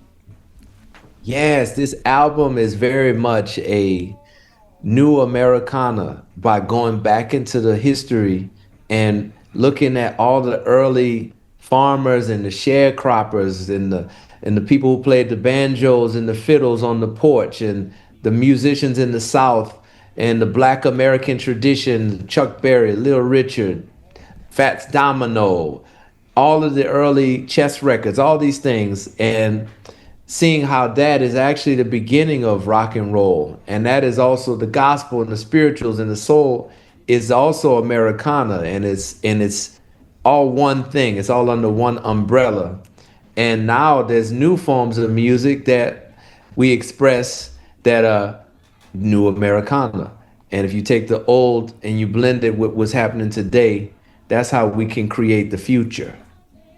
Yeah. And I know that you know Paul McCartney. I mean, you played with the Stones, and but actually it's the black sharecroppers and the farmers who actually invented rock and roll.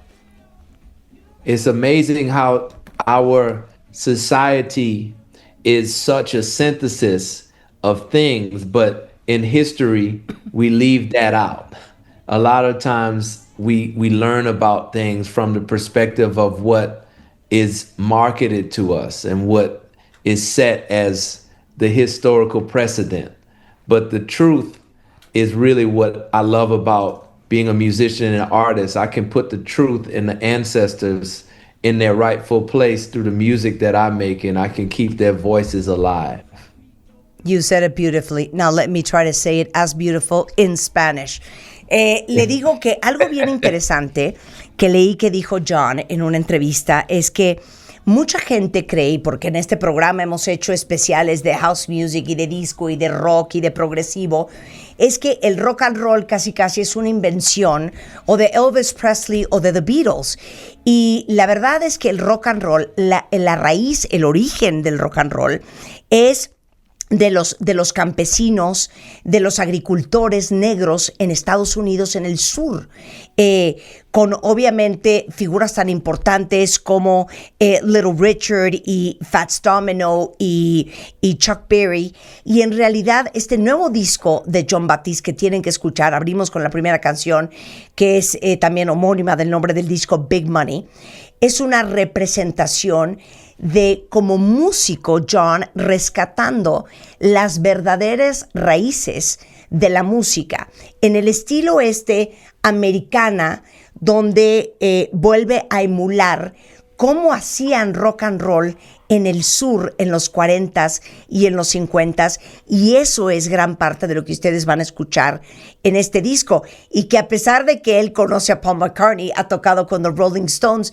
obviamente el nivel de marketing y publicidad nos hace creer historias que están muy alejadas de la realidad, y que como músico él tiene el honor y el don de regresarle la verdad a quien la merece y quien es dueño de ella, en este caso, aquellos campesinos negros del sur de Estados Unidos, que gracias a ellos existen The Beatles y The Rolling Stones y todo el rock and roll que ustedes escucharon en los 60s y los 70s y hasta el día de hoy.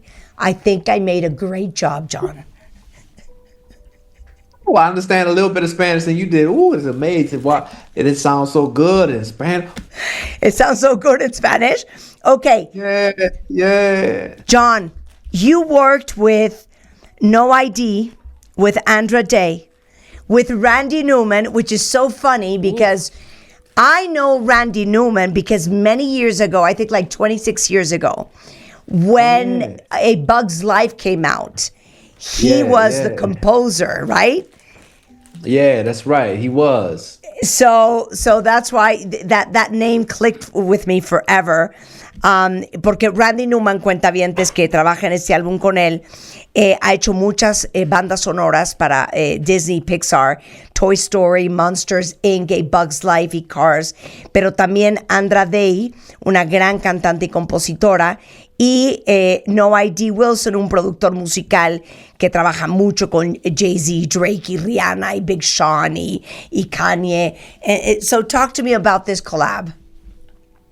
Yes, Dion, No ID Wilson.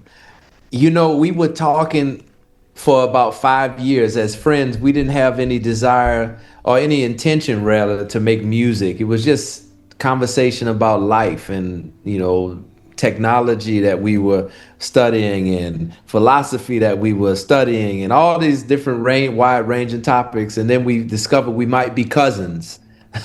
And that was a crazy thing because his mother told him that he had a relative in Louisiana. Long story short, I had just done a genealogy television program where they gave me my family tree.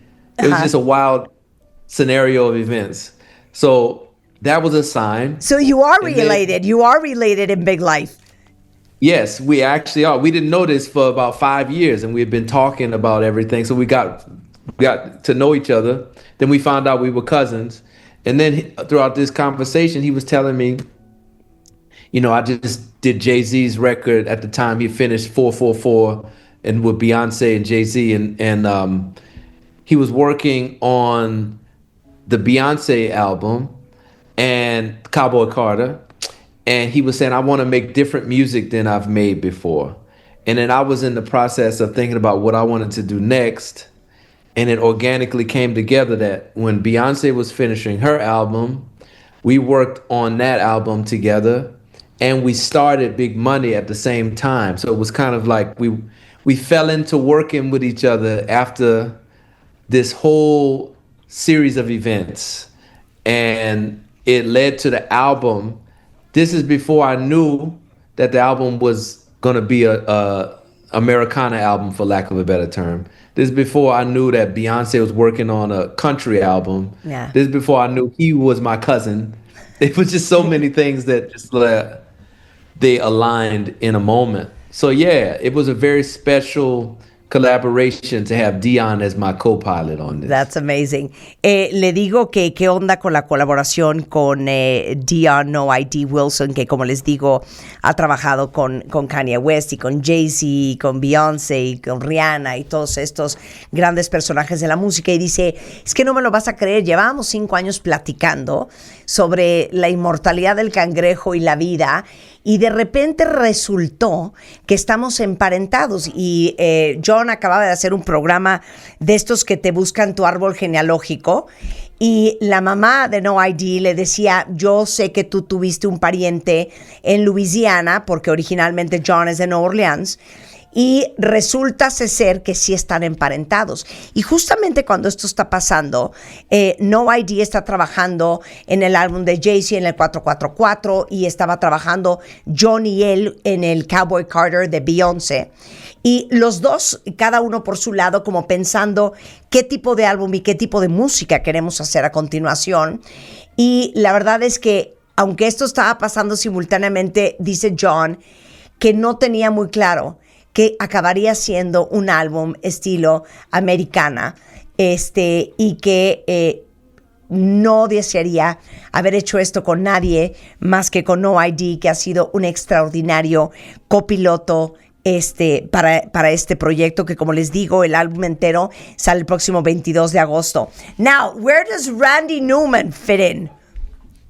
Randy Newman, we both did scores for Pixar. You mentioned A Bug's Life. He did Toy Story.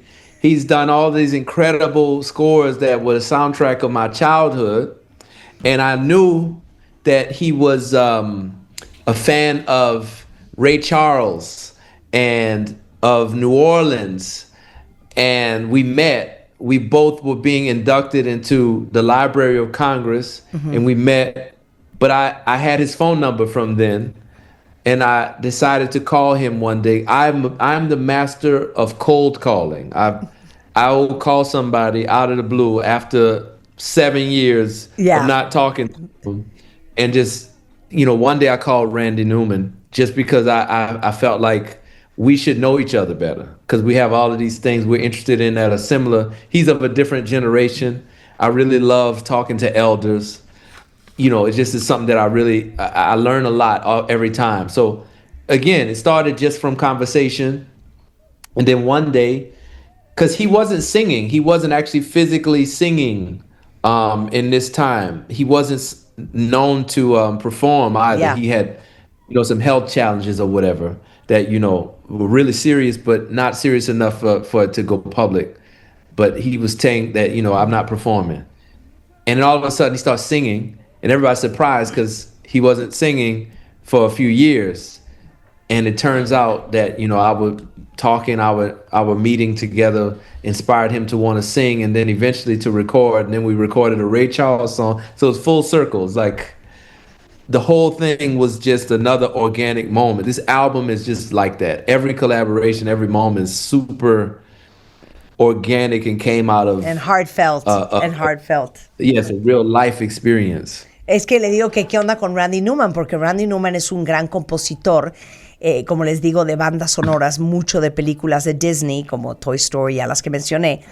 Y dice, yo soy especialista en desaparecer y luego aparecer 7 años después, te llamo de la nada de qué onda, cómo estás. Y como habíamos trabajado juntos en algunas de estas bandas sonoras, decidí un día llamarlo porque sentía que teníamos muchas cosas en común. Randy Newman es súper fan de Ray Charles y es un gran admirador de ese género musical y ese tipo de música. Y dije, no, pues vamos a conectar. Y por cuestiones de salud, Randy Newman no se estaba presentando en público, no estaba cantando. Y dice, y todo fue un círculo perfecto, todo cayó en su lugar. Y acabó colaborando, acabó aceptando volver a cantar, que es el track número 3 del álbum Big Money de Jon Batiste. Se llama Lonely Avenue, featuring Randy Newman, que es una verdadera joya, para que ahora que salga el álbum completo el 22 de agosto, lo escuchen. Yo no sé si ustedes sepan, pero, a ver, Jon está considerado como uno de los grandes músicos de nuestra era, porque ha logrado hacer, y seguramente muchos de ustedes conocen el álbum en donde le dio, digamos que como un refresh a Beethoven, ha hecho cosas experimentales increíbles. Y yo siempre me pregunto, músicos de este nivel, ¿qué oyen? ¿Qué les gusta? So I was telling the audience that I consider you, and obviously it's not only me, one of the best musicians of our times. And everything that you've done and how you've experimented with music and how you brought, you know, sounds from the past back and push them into the future makes me always wonder, how does somebody, or what does somebody with a level of musical knowledge and education listen to behind closed doors, and what do you appreciate? Like, what bands? Who? Oh, wow. Wow. Thank you so much. Thank you for saying that. I'm really very much of the belief that to be the best, to be the greatest, you have to be of service and you have to be the least. You have to be humble. Of course. And I'm constantly studying everything that comes into my orbit. I am examining, I'm trying to learn something from it. Everything that I'm sent, whether it's from friends or whether it's in the news feed or whether it's someone that I meet on the road, I'm constantly being given these videos of younger musicians or up and coming artists who are asking for advice or tutelage. I just did a whole piano tour of Europe, and I was just on the road, just the piano and I on stage, and I met so many young musicians. So what is inspiring me? It's the idea that I still have so much to learn, so much to understand, and so much that I can give. I feel like I'm just getting started with my relationship with my audience and with the community.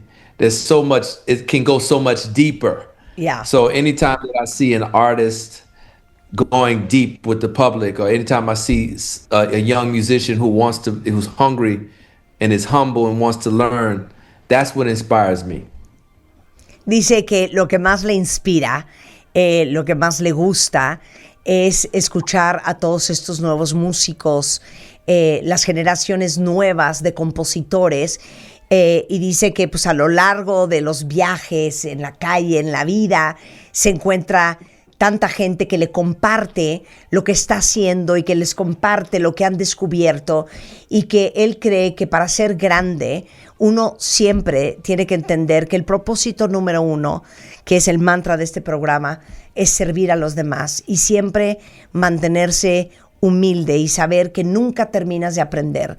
Entonces, así como en su gira con un piano por Europa, andaba de ciudad en su día, tuvo la oportunidad de conocer a tanta gente increíble, sumamente inspiradora, que está creando música de la cual él siempre aprende.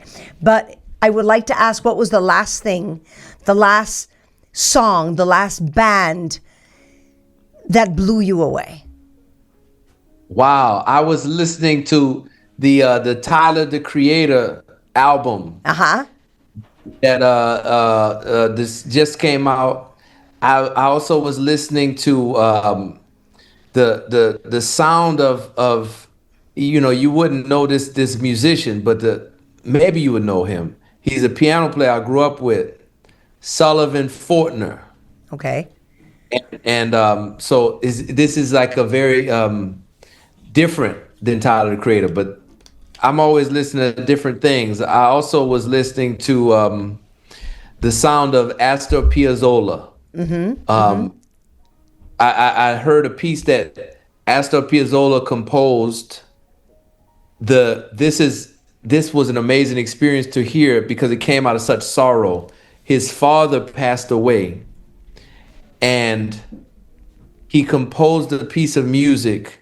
It took him 3 weeks, and he composed a piece of music dedicated to his father. It's one of his most beautiful pieces of music. Wow. So I'm always, it's just... You're all around the place, all around the place. Le digo, ¿qué fue lo último que te volvió loco? Me dijo, el álbum de Tyler, the Creator, un amigo pianista mío, Astor Piazzolla, que tiene una pieza espectacular que habla de la pérdida de su padre. Entonces puedo escuchar absolutamente de todo. John, it was great having you on the show. Congratulations. We hope to see you in Mexico, live and in color. And congratulations for the new album coming out August 22nd, and the new tour that I'm sure that many followers from this show that adore you, that live in the States, will be there listening to your music. So thank you so much. Thank you so much for having me. I'm so glad to be here. It's great to see you, and I'm so grateful for what you do. And we'll see each other soon, I hope. Absolutely. A big kiss to you. Ahí está, cuentavientes. John Batiste, el álbum sale el 22 de agosto, se llama Big Money. Y para todos los que están en Estados Unidos, porque las fechas de México todavía no existen, bueno, va a empezar su gira el 27 de agosto en Kansas City, para que no se lo pierdan. Y bueno, pues pueden escuchar el nuevo disco a partir del 22. Con esto, cuentavientes, hacemos una pausa. No se vayan, ya regresamos. ¿Olvidaste tu ID de cuentaviente? Recupéralo en martadebaile.com y participa en todas nuestras alegrías. Lo mejor de la radio. Solo con Marta de Baile en W. Y son las 12:52 de la tarde en W Radio.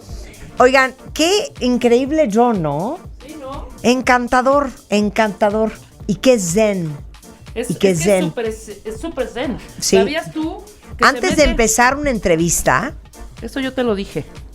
Bueno, entonces cuéntalo tú. Sí, es que de verdad es como verdulera esta mujer. Se mete profundamente, cuentavientes. Es que les digo una cosa, cuentavientes. Estoy harta que ustedes crean... Cállate, Rebeca. Cállate, Rebeca. Yo sí que sé yo cosas. soy una perra...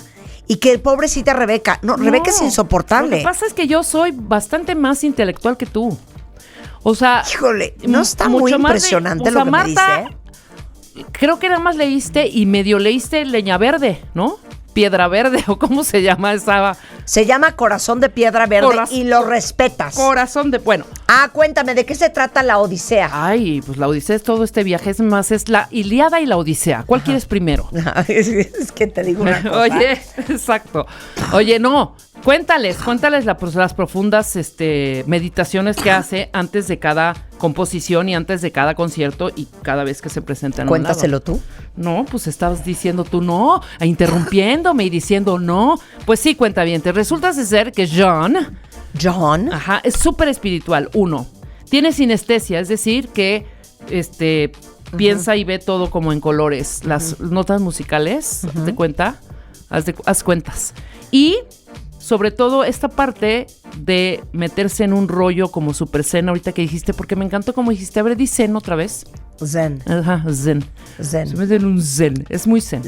Zenobaji. Ajá, Zenobaji. Zendaya.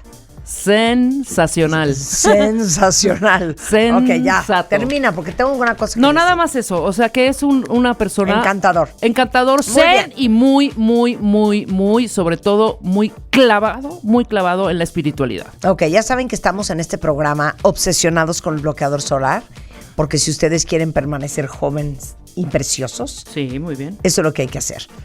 Y ahí les va que es una cosa espectacular. En Xcaret me salvó la vida. ¿Ah, sí? Ok. Fusion Water Magic de Isdin. ¿Te gustó cómo lo dije, Andy? Andy dice, me encanta cómo dices Fusion Water Magic de Isdin. Fusion Water Magic. Bueno, es un protector solar ultra ligero. Tiene una textura súper fresca, nada pegajoso, cero grasoso y matifica la piel, controla el exceso de grasa hasta en un 65% porque tiene un sistema que se llama Oil Control y te lo pones religiosamente cada 2 horas en la cara, en el cuello, en el pecho, en las manos, en los brazos y no saben lo bien que se van a sentir, no les van a arder los ojos, no te vas a sentir acartonada. Tiene ácido hialurónico, vitamina E, antioxidantes, además de que te protege del sol, hidrata mucho la piel y previene el envejecimiento prematuro. Tiene factor de protección del 50 contra los rayos UVA, UVB, infrarrojo y luz azul. Y lo pueden usar todos los días. Se llama Fusion Water Magic de Isdin. Un must para este verano, para que luego no estén llorando viendo cómo se desmanchan. Exacto. Ok, listo. Los pueden buscar en Instagram como Isdin México. Con esto nos vamos. Viene Mr. Zúñiga. Después de cómo se ha portado Rebeca ahorita, mañana no va a venir. ¡Ay, tengo vacación! ¡Perfecta! Cero vas a tener vacación. Vas a venir, pero no vas a estar al aire. ¡Conste! Aquí me vas a estar limpiando la oficina, los libreros. Conste, cuentavientes, no voy a hablar mañana. Muy Regresamos mañana en punto de las 10. No se vayan mucho más el resto de la tarde. Adiós. En W Radio. Síguenos en Instagram. Marta de Baile. No te pierdas todo lo que pasa dentro y fuera de la cabina. Lo mejor de la radio. Solo con Marta de Baile en W. Este contenido on demand es un podcast producido por Radiopolis Podcast. Derechos reservados México 2025.